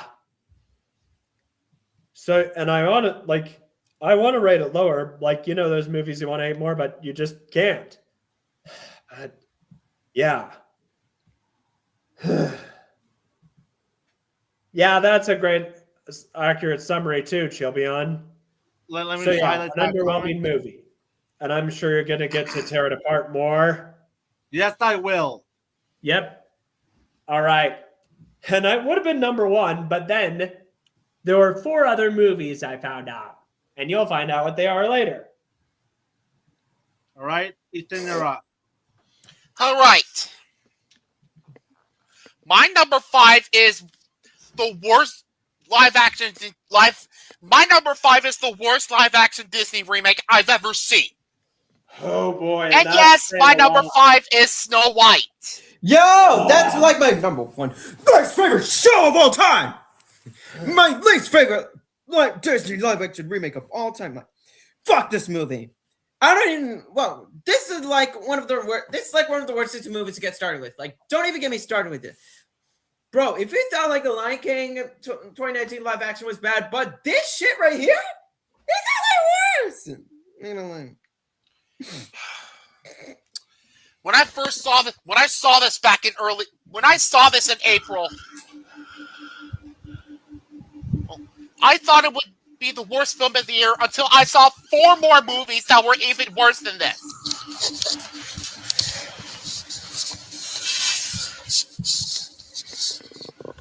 The story is just a lazy copy and paste of the original Snow White, which is infinitely better than this. Way to shit on your own legacy, Disney. Yeah, the screenplay is absolutely atrocious. Yeah. The directed by Mark Webb is god awful. The acting is terrible. Rachel Zegler gives out a terrible performance as Snow White, but that's nothing compared to Gal Gadot as the evil queen. Can we please stop casting her in movies? And that's besides her views. Gal Gadot can't act. Mm-hmm.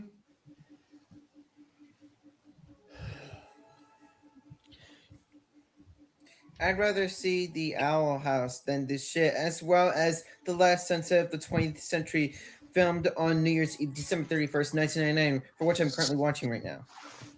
Yes. I agree. At least Rachel Zegler was at least trying things here, but let's be honest, even the shit script did not do her favors.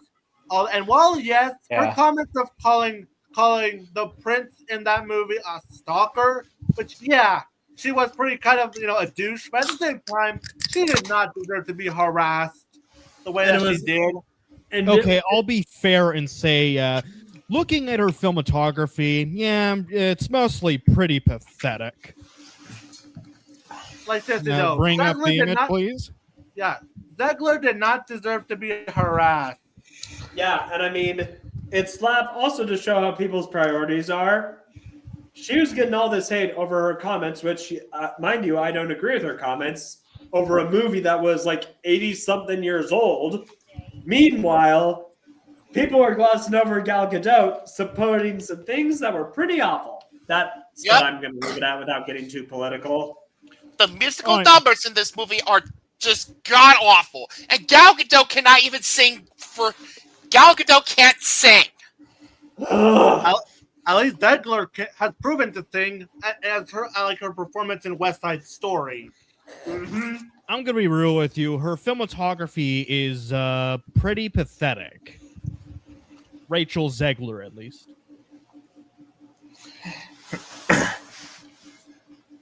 The cinematography is hot garbage. The editing is terrible. The fucking pacing, oh my god. This movie felt like it was going on for 4 hours. God. And you can blame Peter Dinklage for why they didn't hire dwarves for this movie. Oh yeah, oh my god. The fucking CGI and visual effects, especially with bring that image up, please. Oh wait, I'm putting up right now. What the hell is that? Get them out of here! Get the sponsor station out of here! This piece of shit. Look at this! Kill it with fire! Kill it with fire! Look at it! Look at it! Look at it! I want all of you to look at it! I'd rather look at the live action Smurfs movies over this. Look what they did to the dwarves! Oh my god. And this proceeds in the SpongeBob clip where a ton of people run out of the movie theater. I told you that movie was terrible. 2025 and 2039, Gen Beta. People born between kill those dwarfs with fire. Shoot them. All right, I'm gonna go ahead and remove this from the studio. I don't want to look at those dwarves anymore. I'm done. Me neither. Yeah. Yeah, thanks a lot, Peter Dinklage. Yeah, like I'm sure there would be like a good amount of dwarves, miniature actors, pardon me, miniature actors who'd be more than happy for the role. And that ending is just a huge spit in the face to the original. So, folks, Snow White 2025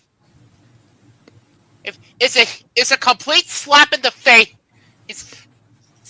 to Walt Disney's very first film. Just think, what would Walt Disney think if he saw this today? He'd be angry. Yes. Yeah, he would say. Yeah, it's just like how Mattel ruined Thomas the Tank Engine because look what Hidden Entertainment did with David Mitten. It's like I'm surprised that Zegler didn't have her agents dropped her. That being said, like I said, she did not deserve to be harassed. And Diaz, the fact that you said that Rachel Zegler deserves to have apples thrown at her. I'm surprised that Zegler's agents didn't drop her the second this movie became a failure. Okay. And while we're on the subject of this, I'm going to go ahead and do an impression of Mr. Horse since Lilo and Stitch is probably not going to be talked about here. Fuck this movie. Fuck the Disney adults who take their kids to see this movie instead of watching the original at home, and fuck the people who give it praise. And as always, fuck Bob Iger. Yeah. That's why Snow White 2025 is my number 5. Fuck this movie. And now, it just seemed like the remakes were going to end, but then no, Lilo and Stitch came out. Anyways, now our we're number getting 4. Moana, which is not even 10 years old. Yeah, Movie Cartoon Fanatics number 4 and my number 3. All right. It's fun enough. It's fun enough. Both me and Razor have the same number 4, while it's also your number 3 as well. But first, we'll go over Ethan's number 4. All right. My number 4 is Hurry Up Tomorrow. Ah, that film. Not gonna lie, the poster's really good. If only the movie was the same could be said for the movie.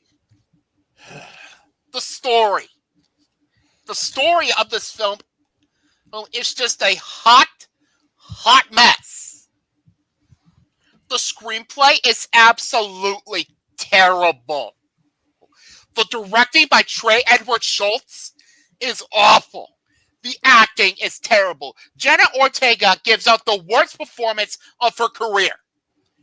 Abel Tesfaye is also god fucking awful in this movie. And Jenna Ortega's character is one of the most unlikable characters I've ever seen in a movie. The cinematography of this movie is absolutely terrible. The editing is hot garbage. And the pacing makes this movie feel like the pacing of this movie. Oh my god. This movie literally felt like it was going on for 4.5 fucking hours.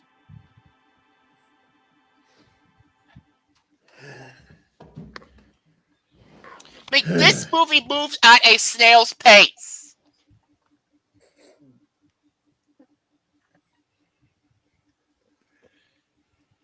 And not to mention the soundtrack. It's garbage.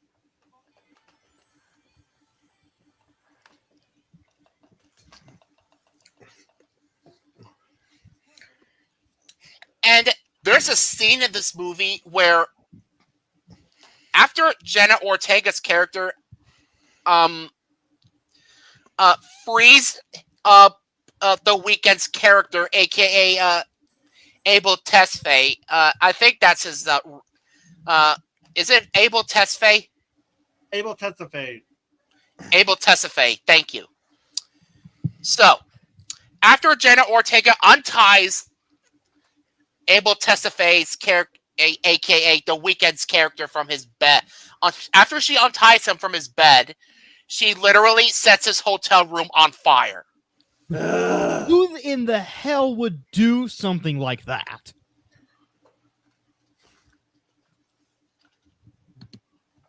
Nobody. And that Fucking ending, psycho.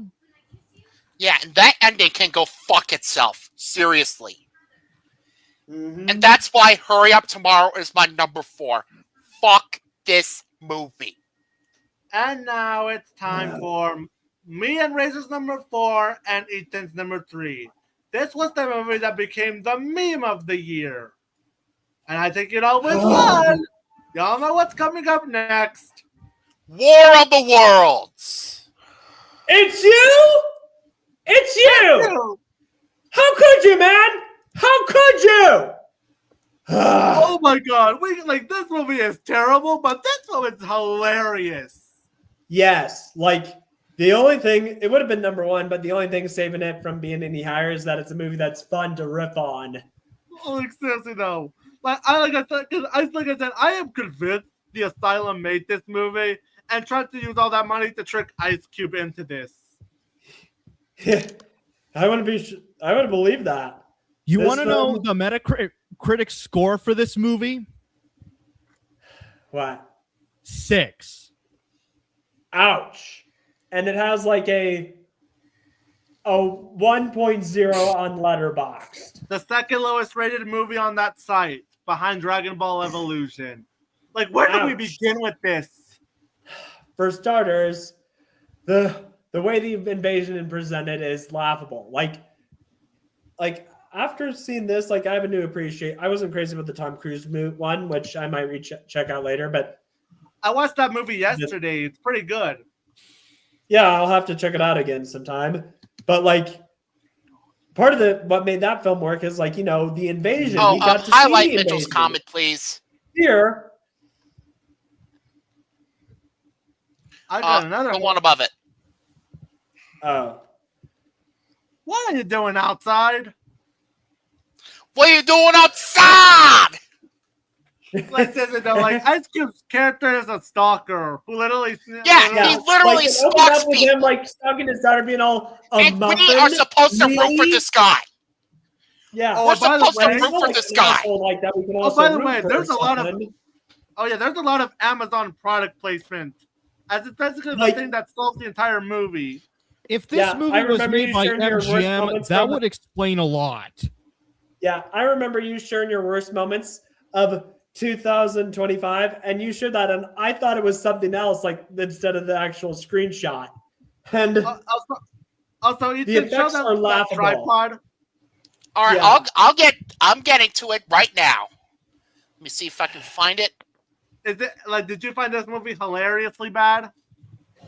No, I found this movie insufferable. Oh, bingo. I found this. Speaking Bingo. of the Amazon product placements, if this movie was made by MGM, it would explain a lot. Look All at right, this. I have the image. Oh, Look at this. What looks ugly. what even is that? it looks like something from. I can't even from Pacific Rim or something. And I take that back actually, because Pacific Rim is awesome. The first one, at least. How did this movie get distributed and how did it get approved? And the fact that I read a comment that says that some set it up better. Ice Cube reacts to an alien invasion as if it was a football game or something. It's That's you. accurate. It's you. It's you. How could you, man? How could you? Like the memes alone, it kept it away from being in the top 3. This movie made me laugh, unlike the bottom 3 that angered me. Yeah, and at least it's a movie that could work on Mystery Science Theater 3000. Yeah, it's basically this But year's seriously, Madam Web. look at this. Look at this thing. It looks ugly. Look at And- it! Look at it! Yeah. Look at it! I want all of you to look at it! This movie costed $60 million to make. I would have never guessed that. Godzilla Minus One is made for less than this movie's budget, and it looks fantastic. What was your excuse, Amazon? This was made What back the in fuck was their excuse? There's no excuse for this shit. Mm-hmm. Like this, this was made back in COVID, apparently. Okay. Yeah, and it shows. I'm gonna play this fucking clip here. Oh. I'm gonna play this clip. Mm-hmm. Is it copyrighted? You'll see.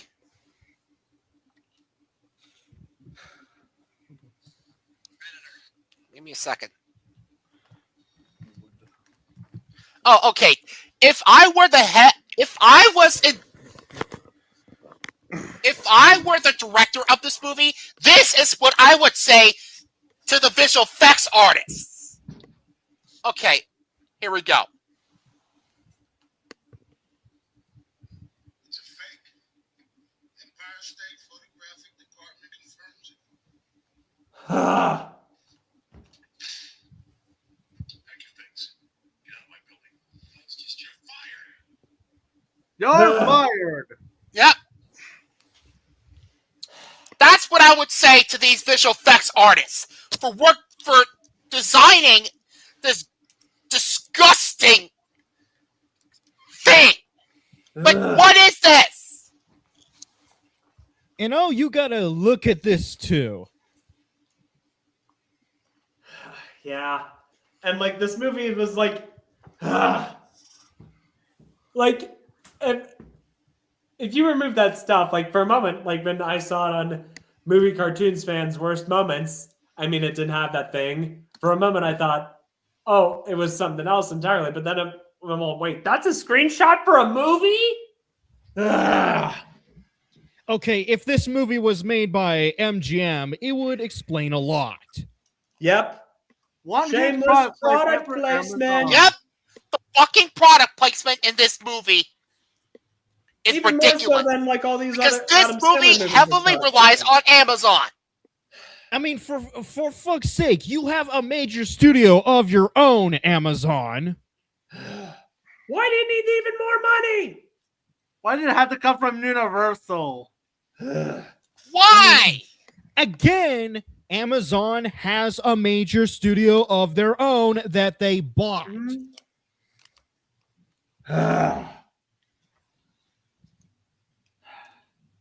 And don't even get me started with the ending. God. Okay, spoil it for me. I don't really care at this point. Because this movie, guess what saves the day? An Amazon drone. Yep. That being said, I would watch this film over any of the movies in my bottom three, so because at least it made And made not me to laugh out mention loud. the fucking cinematography and editing. I gotta go, guys. I'll see you later. See you later, All right. Sean. Take care. All right. If this was distributed by MGM, that would be perfect. If this was, because it would be a full-on Amazon product. Right. So yeah, War of the Worlds is movie and cartoon fanatic, and Razor Rex is number 4, and my number 3. Fuck this movie. All right, so Razor Ups, you're up with their number 3. I'm going last with each of my top 3. Now, this film, I was tempted to not include this film because, you know, there's debate if it could qualify as a movie or not. But this thing, might as well put it here because it's long enough to technically be a movie. The greatest thing ever, a garden cartoon movie. Butch Hartman, please retire.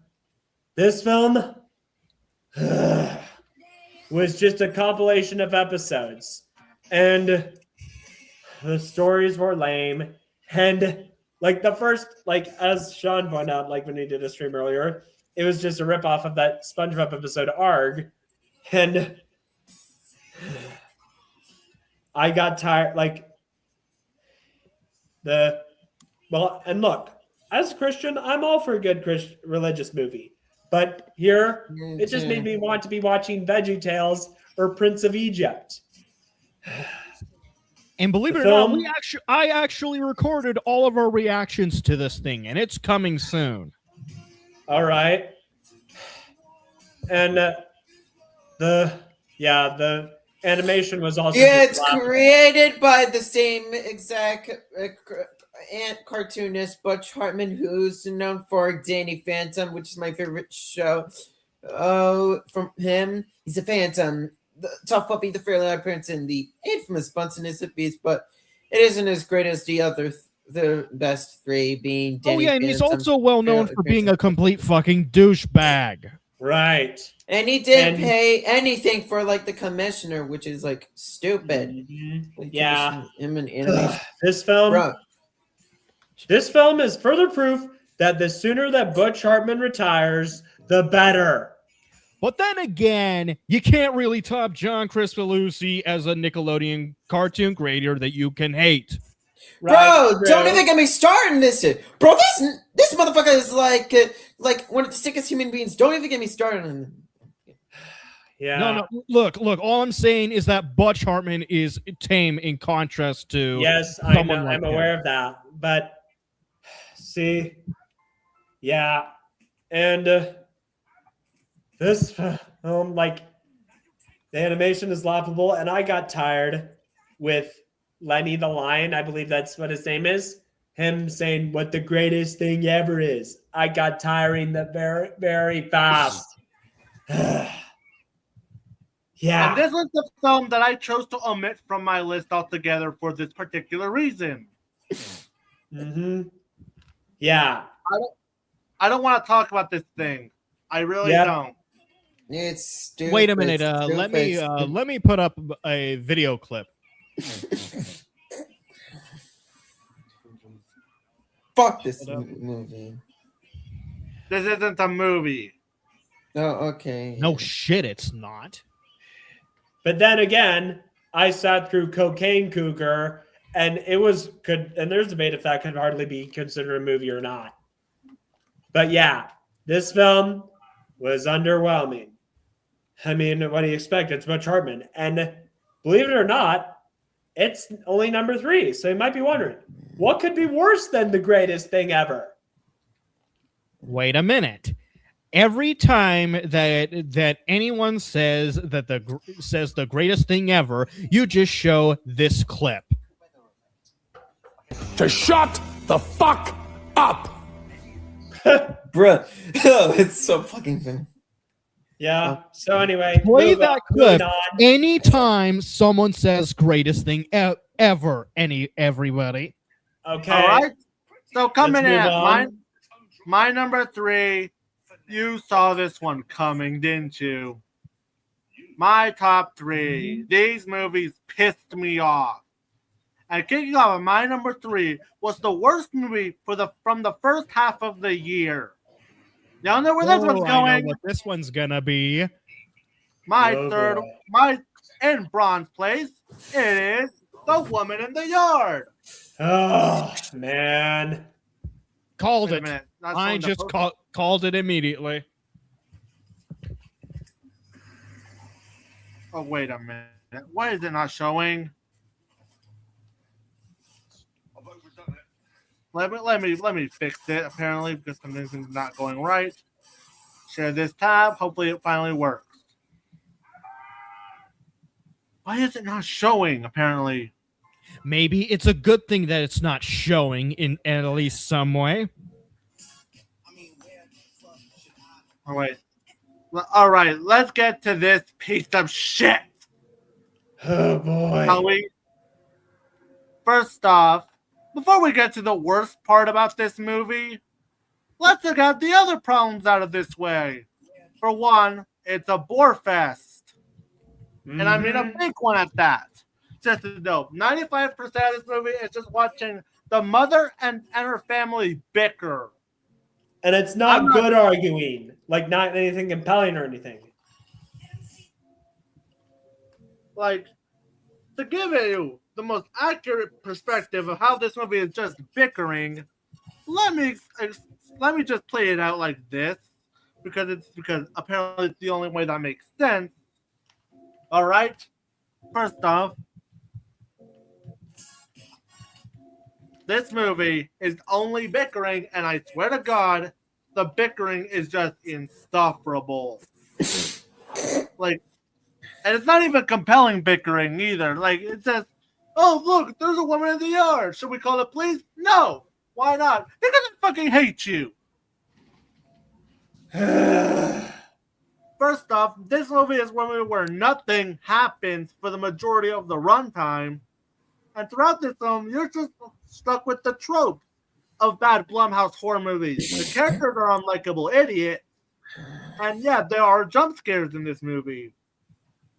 But all of those would have just been bad, but whatever. No.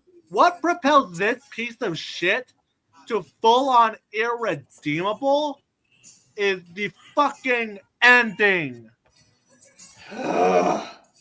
Yeah, that ending alone made it my top 5. So let me get what's that Fuck back this in the ending. Seriously.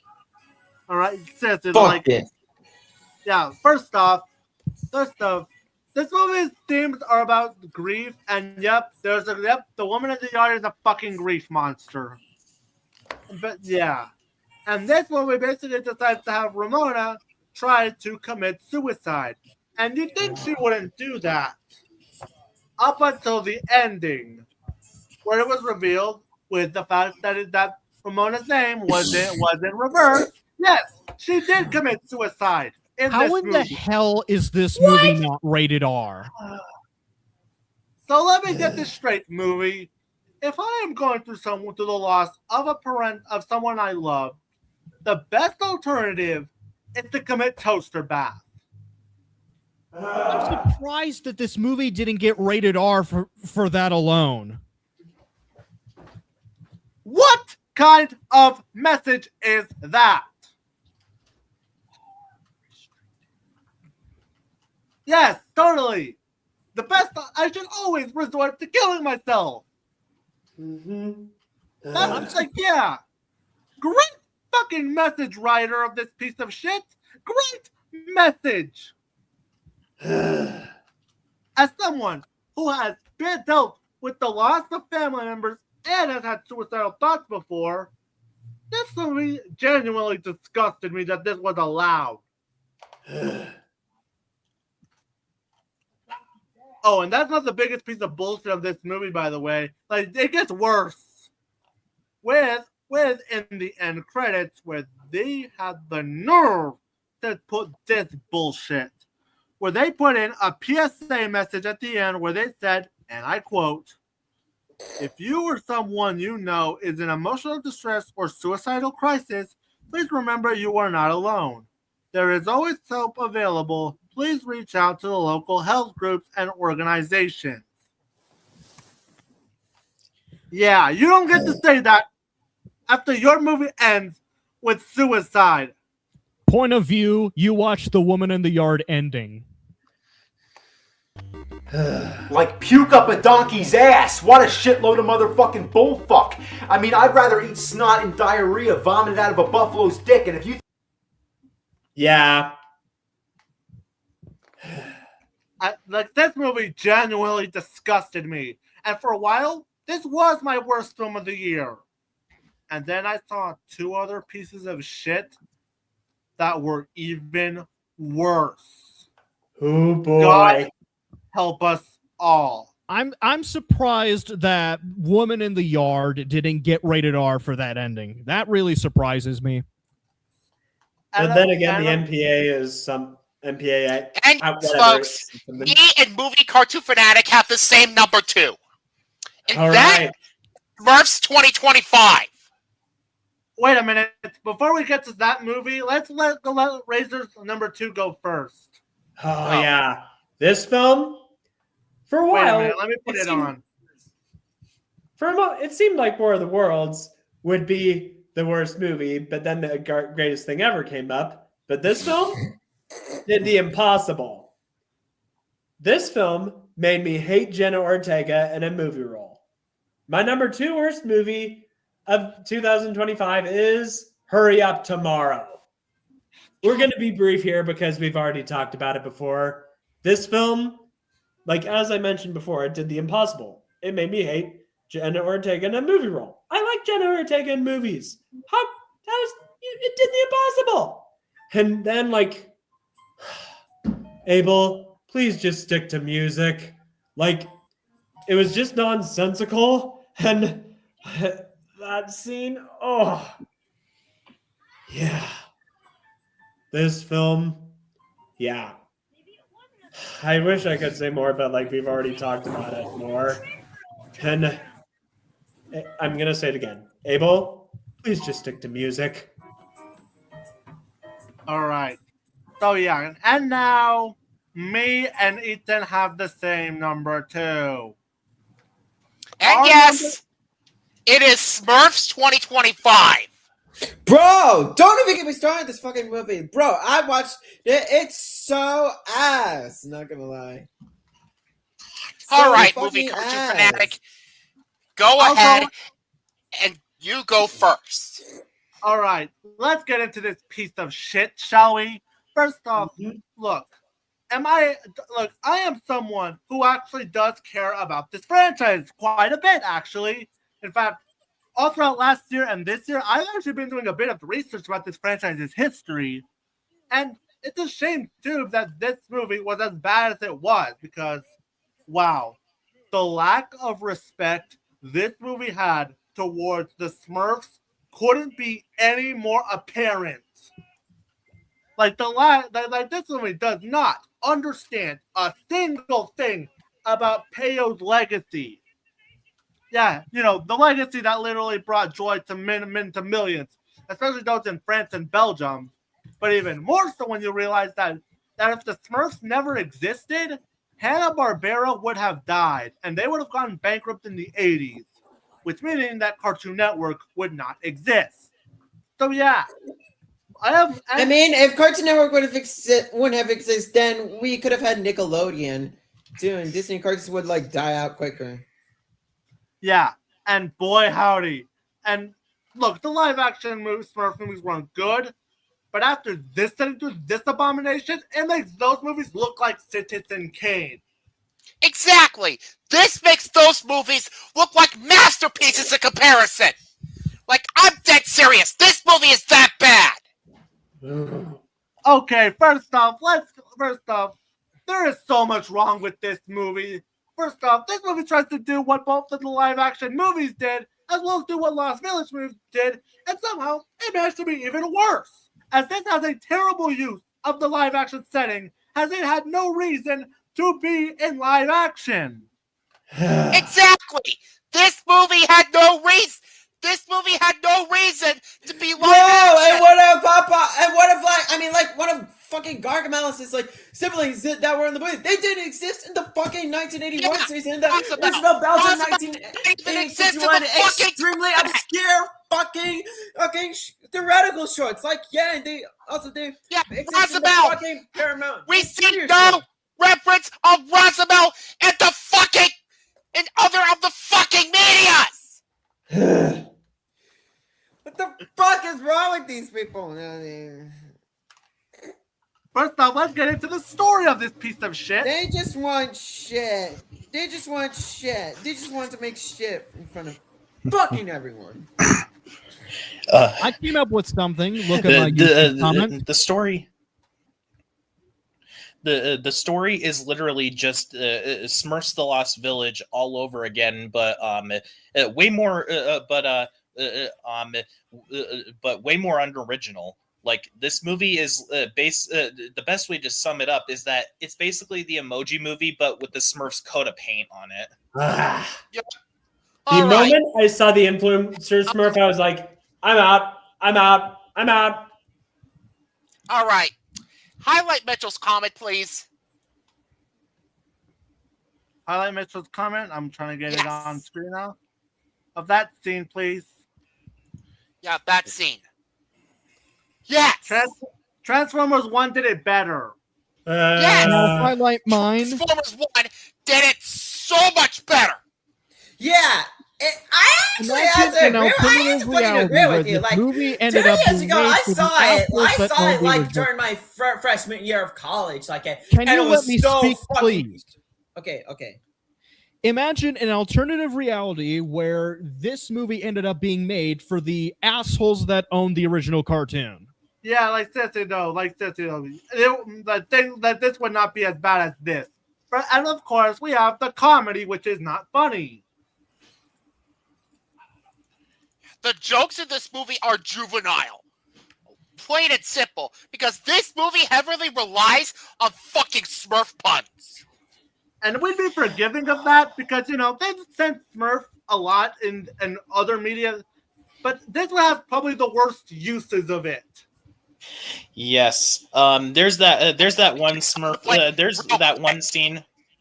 that one scene where they just go on and on and on about the Smurf puns, and I'm all like, all right, I get it.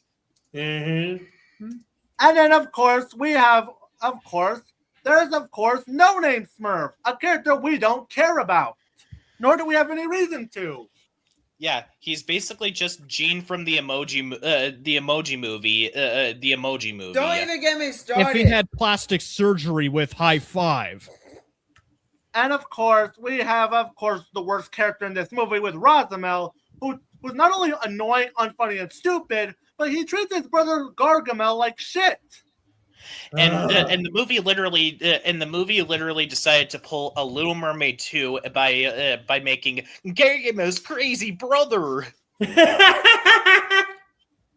And of course, there are other like I said, and Chris Miller, of all the things you could have done to bring back this IP back on the big stream, you didn't go back with the 2008 script before Sony got the rights. You didn't go with the idea of a Smurfs 3, which could have explored the origin story of Papa Smurf and how Gargamel met. And you couldn't have even bothered to give us a sequel to Lost Village. I mean, like a standalone sequel. Like, if Nickelodeon's going to do it with the standalone episodes that'll be coming out this year, then yeah, you don't have much of an excuse to not make a standalone sequel to Lost Village, which has no connection with the 2021 series. But of all the things you could have done, you decided to rehash the live-action movie. As well as the Lost Village, especially because in the movie they basically say there are other Smurfs out there. That is not unique, movie. And of course, it just drops plot points like how Smurfette was created, and that's not even getting to mention that this piece of shit. Like, I actually watched Lost Village on Tubi back in November just to compare how much that film is to this. And boy, howdy, did it make me appreciate that film a lot more now than I ever did. And the animation of this film looks disgusting. What a way to rip off Spider-Verse movie. Yep. Except at least with Spider-Verse, it was appealing to look at. No, it was a history-making movie with the animation shown in the movie. Yeah. And don't even get me started on the soundtrack. Jesus Christ.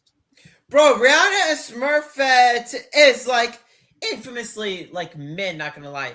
I mean, I have no problem with Sabrina Carpenter. Would have worked. Have fun at the Razzies, Paramount and Rihanna. You're gonna need it. Honestly, they could have casted anyone as Smurfette. Like, I would have taken Christina V or Grey Delisle as Smurfette. Oh yeah, and have the movie be made at Warner Brothers, even though that they're assholes. They own the original cartoon, so it would make. But they don't own the intellectual property of Peyo's works. I know that, but they own the original cartoon, so it would make a lot more sense than Paramount because they have the original cartoon. And this movie's atrocious. Like, this is the worst thing to come out of this franchise. Yes, I would watch the live-action movies over this. Seriously, though, there are so many better alternatives to this franchise that came out of this franchise that are much better than this. And this movie, all it does is reinforce the stigma of what of the negative stigma that the 2011 movie brought the world to, and gave everyone a negative perception of this franchise, which will take probably a long time to recover if it happens at all. When we all know that that's bullshit. Yeah. And not to mention either like the 2025 Snow White remake, this movie basically spits all over the legacy of what the Smurfs did. Like, this was the original Smurfs saved Hanna-Barbera, which led to Cartoon Network. Exactly. And of course we have assholes who spit on this franchise's legacy enough to shit on the fans of it. Case in point, Diaz. Oh wait, one of the companies that made the movie is working for the asshole that owns the original cartoon. What can we say, folks? This movie pissed me off, and I would have been more than glad to put this at number 1. 2 months later, something else came out that made this like competitionable, and that is why it's both me and Ethan's number 2. Okay, now let me give out a hint for all of you. This is basically Universal just dangling the keys into everyone's face and insulting everyone's intelligence. Oh wait. Save that for later. Right. All right, yeah. Oh yeah, I didn't see that. Damn it, oh, yeah. You spoiled it. My bad. My bad, folks. I apologize. But don't worry, we're not mad at you for that. But No, all right, okay, so now it's we're fine, at it's fine. the bottom of the list, our worst film of the year. And Ethan, are you planning on staying to see me rant on my number 1? I am, but I'm going to go ahead and do my number 1 first. Okay. All right. Wait, let me take it off for it. All right. My number 1 worst film of the year. I thought that Smurfs was not going to be beaten as the worst film of the year until something else came out 5 months later. My number 1 worst film of the year is not only one of the worst sequels I've ever seen, but this is by far not only the worst Blumhouse movie ever made, but it is also by far the worst horror film I have ever seen on the big screen. My number 1 worst film of the year is Five Nights at Freddy's 2. Time to piss the toxic FNAF fans. Wait a minute. Okay, it would be a good refresher for what's about to come next, to be fair. All right. Wait, why is it not showing? All right, I'm trying to make sure that it's showing. All right. Let's get it on, because apparently it's being asked today. All right, you keep ranting on this piece of shit. You know what? Give me a second.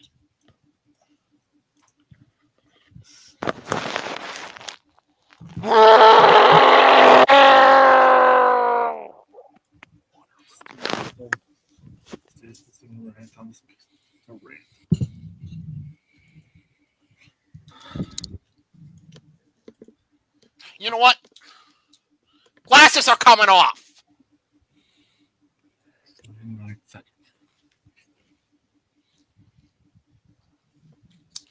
Okay. The first FNAF movie, if you could recall, was the worst movie I saw in 2023. And I still stand by that. But this manages to be even worse than its predecessor in every single aspect. The story is a horrendous continuation of its predecessor. The screenplay by Scott Cawthon is the absolute worst of the year. It contains the worst dialogue I've heard in a film all year. The acting is terrible. Josh Hutcherson literally gives out a terrible performance, but that's not really his fault, as he's given almost literally nothing to do in the movie.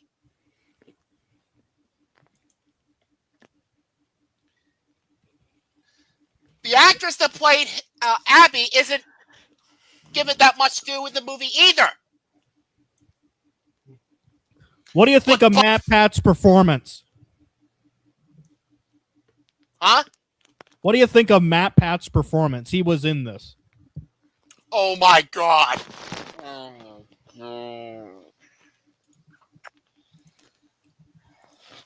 His performance as Toy Bonnie was annoying.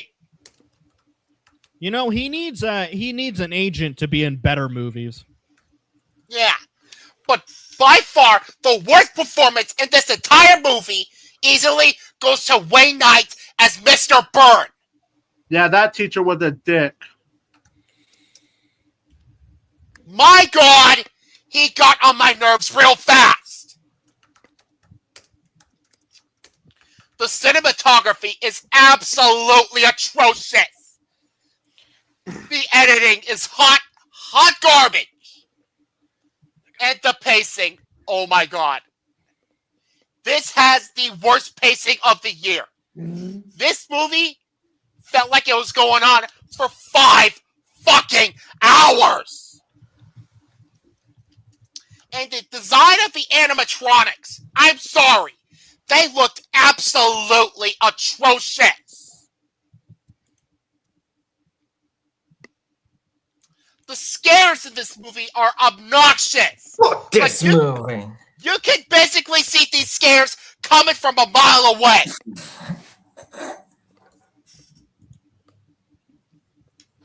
And the score, and the musical score by the Newton Brothers is hands down the worst musical score of the year.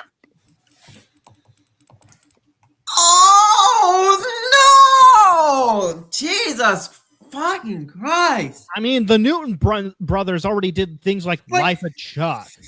No! Yeah. How can they go from that movie to this? Like, what's the point of like? I mean, they could have done it better if it was fully 3D CGI animated, but you have to do no fucking live action. Unfortunately, in the animation industry, that's not how Universal Pictures works, unfortunately. The And don't get me CGI and started visual, on the fan base. the CGI and visual effects are garbage. These are the worst visual effects of the year. Got it on this movie.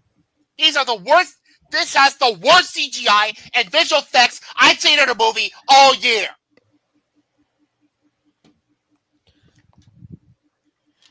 Oh my god. Okay, highlight Movie Cartoon Fanatics comment, please. Fuck this movie.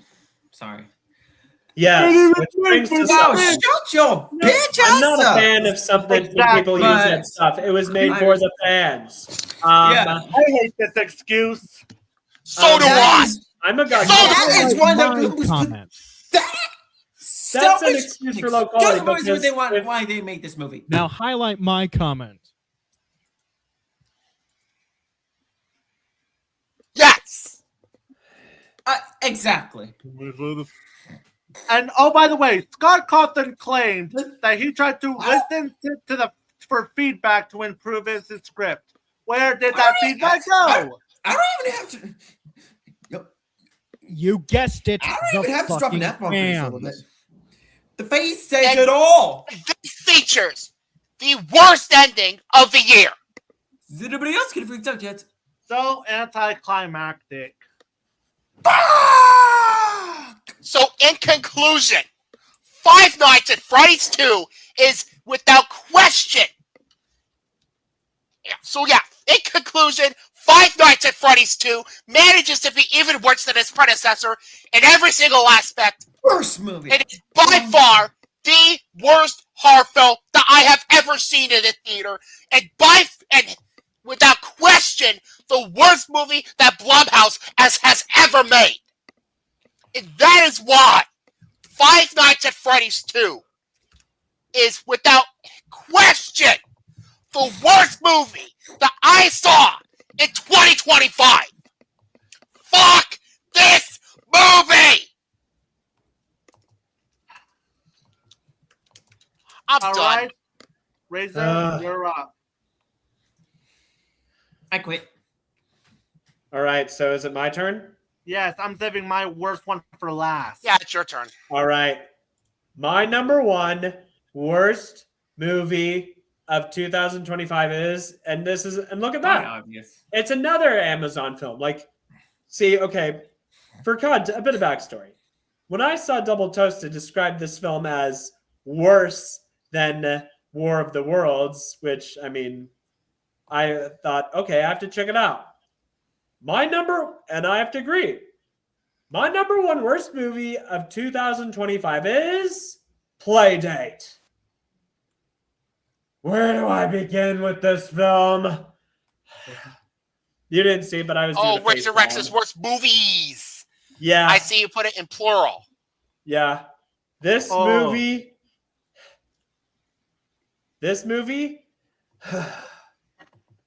For starters, I hated every character in this movie.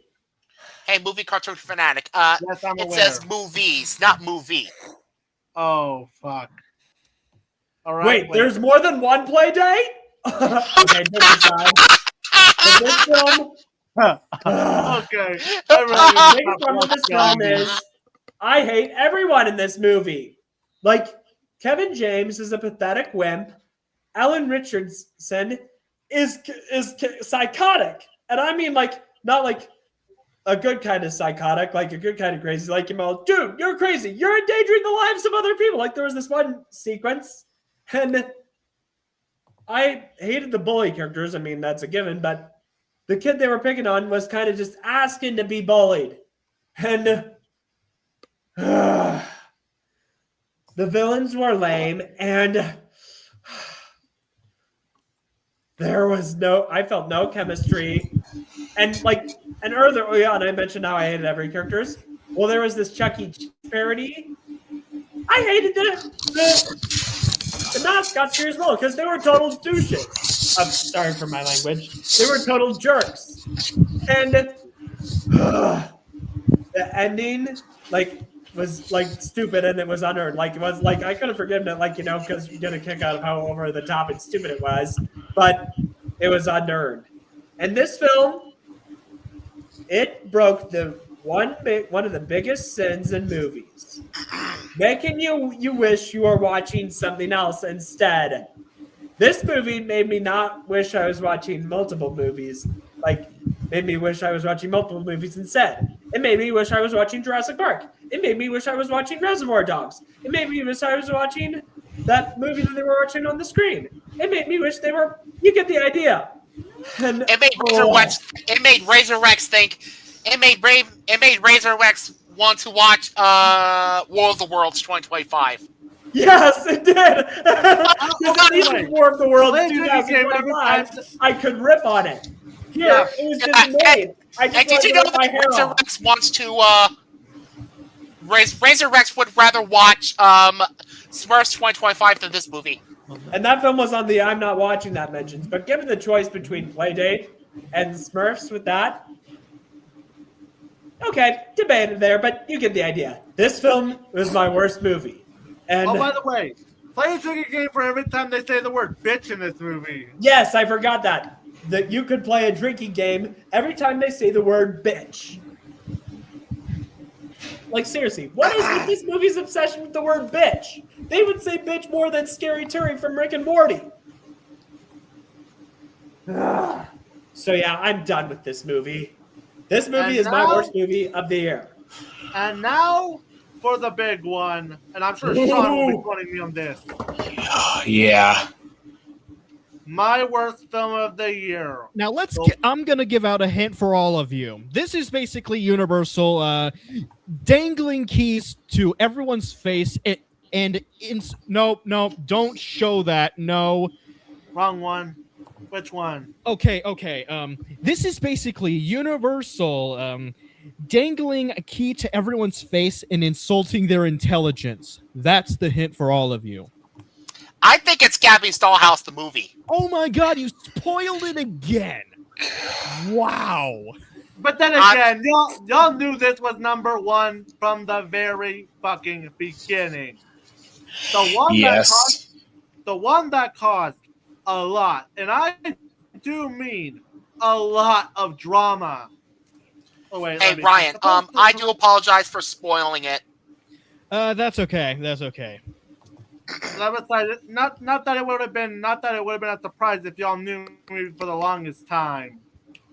Yeah. But yeah.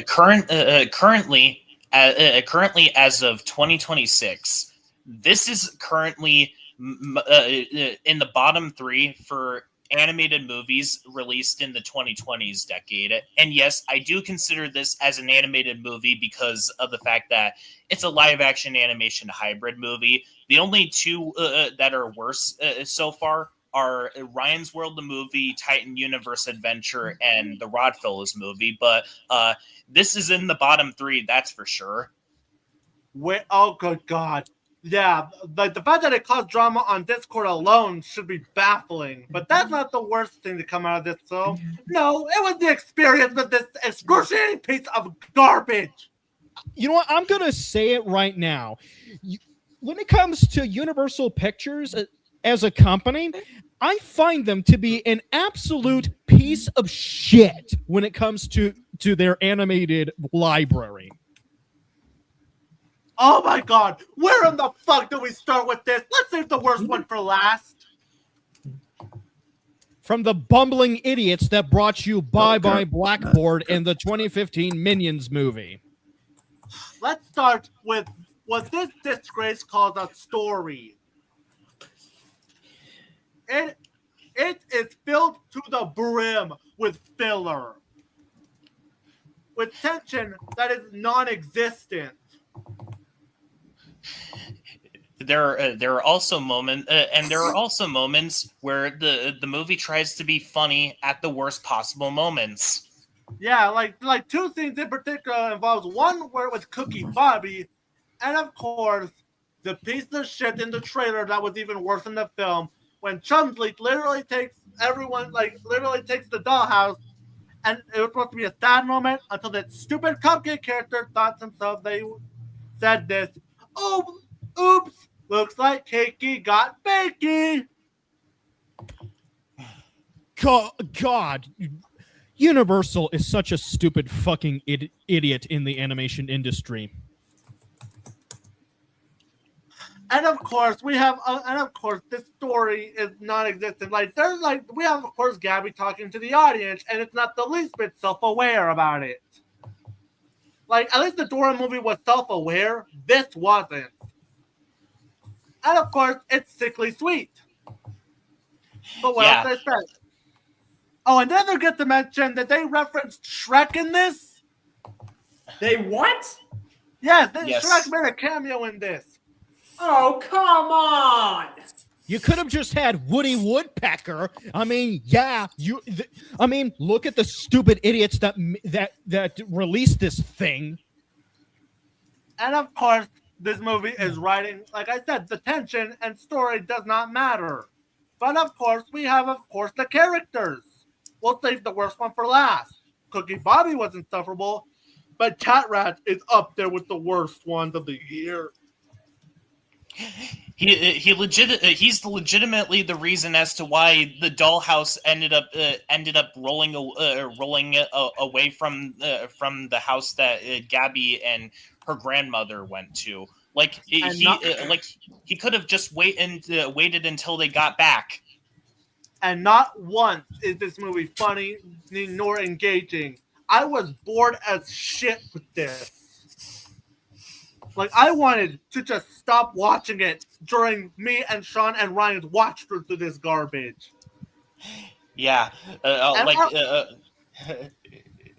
and there were at least a couple of fart jokes throughout this movie that made a movie cartoon fanatic play Mr. Horse's rant about the toilet humor in The Land Before Time. Oh boy. And of course, the animation is also not very good here. Yeah. It was but made all of by that- Assemblage Entertainment. And of course, the soundtrack is awful. Like seriously though, one of the songs in this movie is called Skibbity Meow. How do you do, Fellow kids! You know what? Let me find the clip. I think that would be so much better. Let me find it.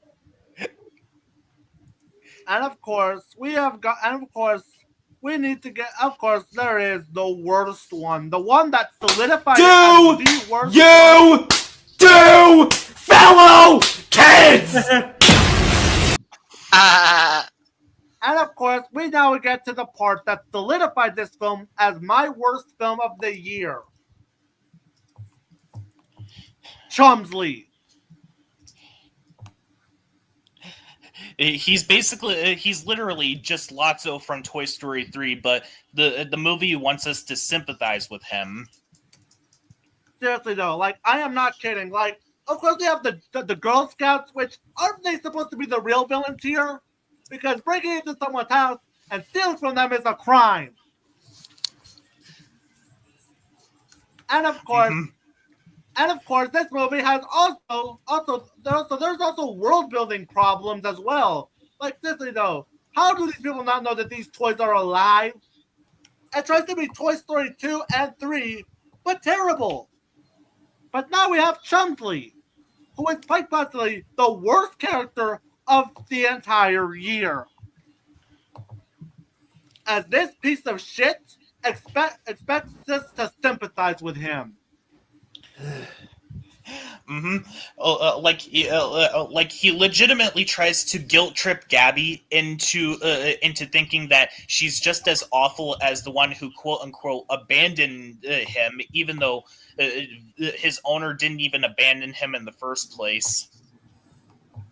And of course, Chumsley takes out his abandonment issues out on Gabby and everyone else. And again, we're supposed to feel sorry for him? No. I have no sympathy for Chumsley. And it's even worse because this movie gives us a redemption arc for him. And quite frankly, this was the film that made me hate redemptions.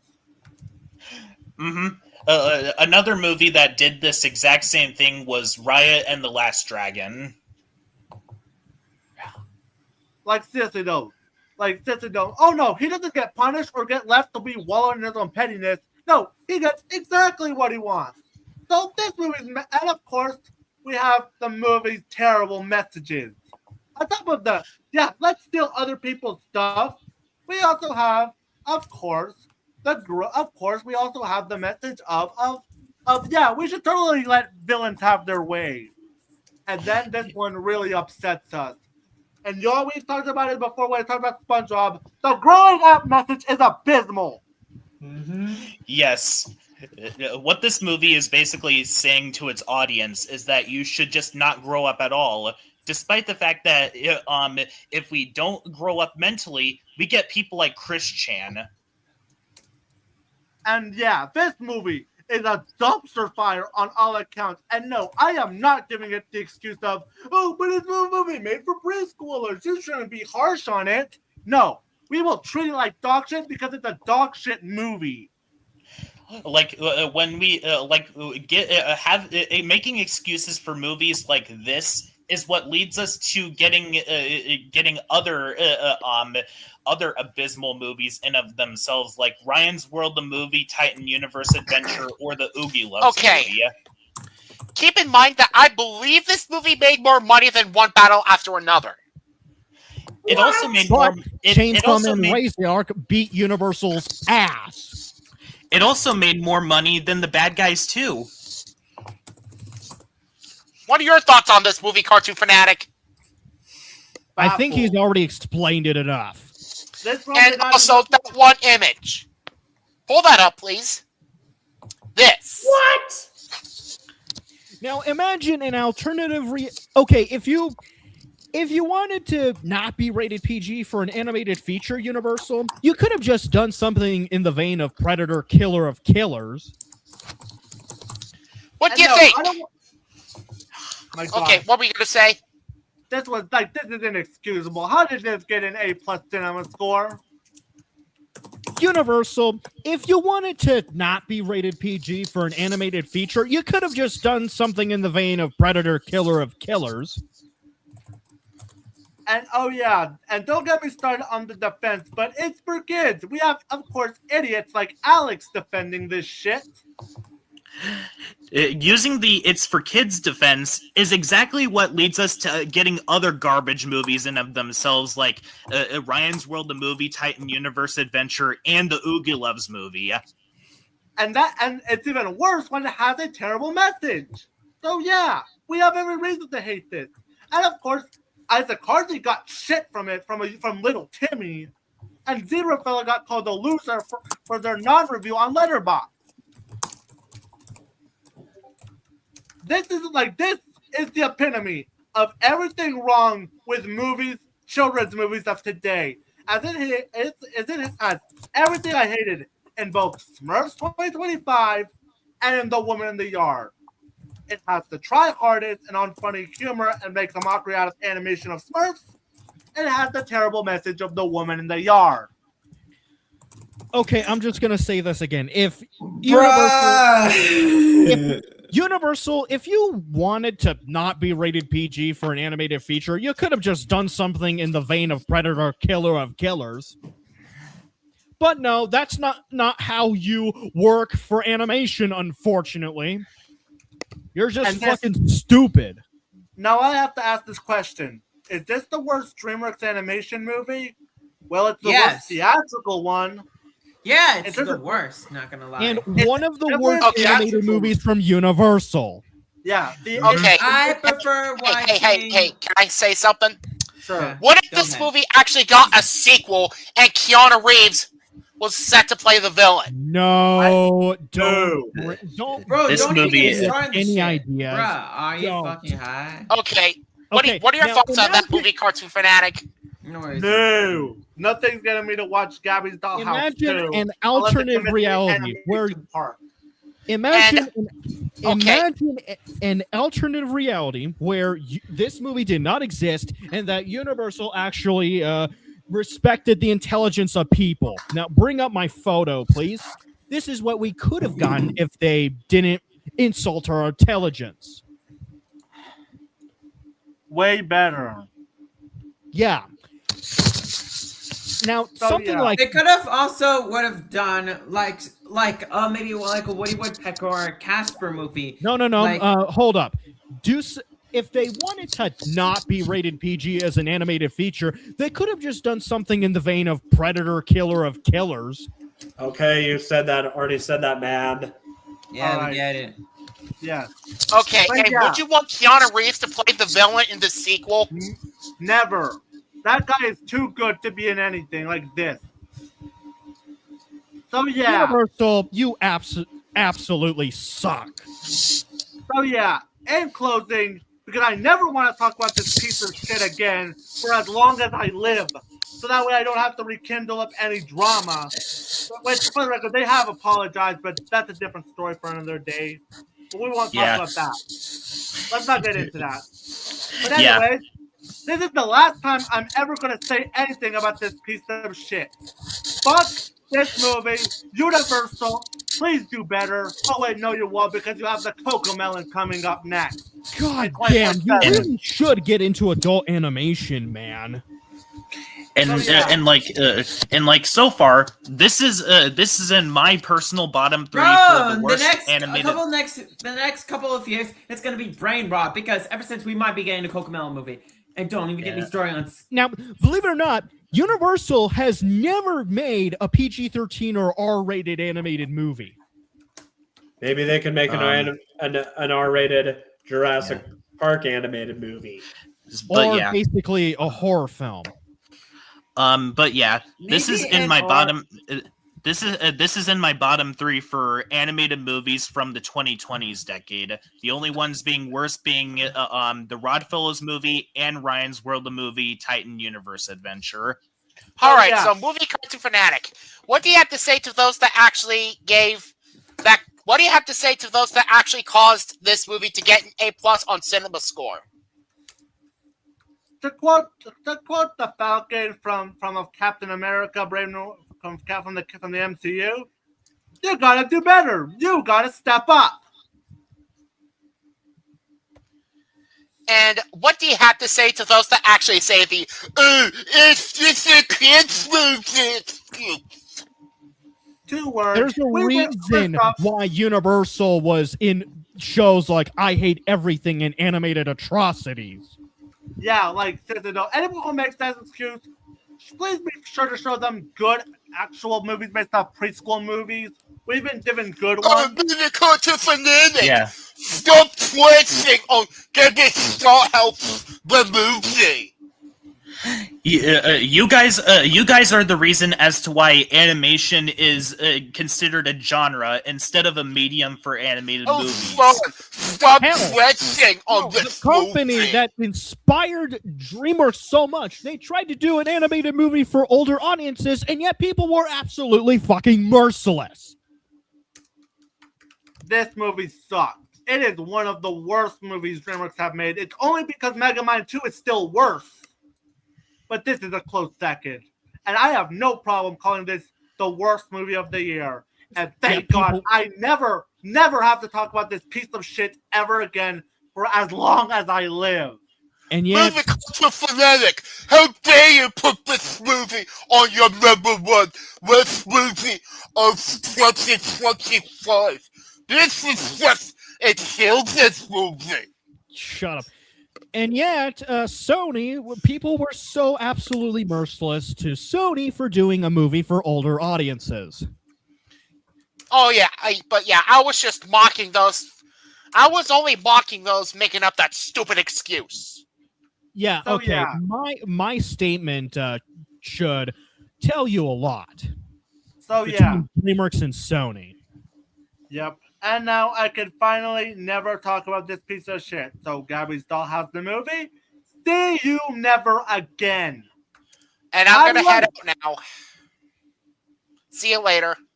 All right, See you later, John Wick Rocks, my man. That ends season 2. And I'll see you Oh all boy. in 3. That was a long one, wasn't it? Yeah. Mm-hmm.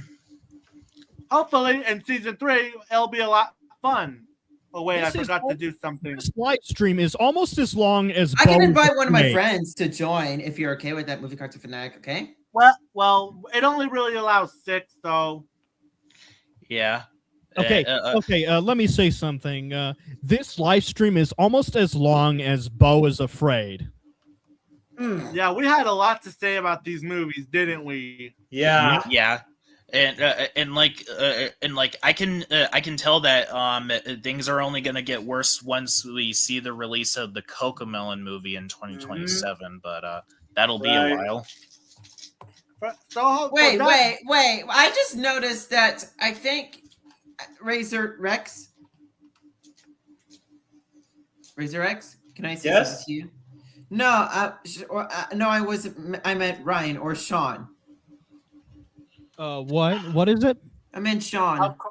I'll highlight this comment just to end it all up. Yeah. Of course you would. I think you kind of sound familiar to this trained rail fan YouTuber Thunderbolt 1000 Siren Productions. Yeah, when you're talking. And maybe Neil Sabin, the MeTV Tunes own CEO and Vice President, Neil Sabin, who was in an interview with Andre Black Comedy Nerd. Yeah, Andre the Comedy Nerd YouTuber. Yeah. So yeah. And also I like your Shantae PFP. Ever since as a huge Shantae fan, I really love your PFP. Not gonna lie. Thanks. You're welcome. Yep. And now that ends, of course, season 2. This was quite the fun season. I'm glad we got to end it on a bang. Yeah. Exactly. I figured we'd do the worst last because those are longer, and we can end it on a bang. And I figured I'd do something different. So what's coming up in January for season 3? Not much. So see you in season 3 when we review all the January movies that we saw this year. See you in season 3. Hey, I'm gonna try seeing some January movies as much as I can, but yeah. For next time, thank you all for joining a fun season, and hope Yeah, I we hope see you you more have again in wonderful season rest of 3. your days. Adios. All right. Yes, mi amigos. See you, everyone.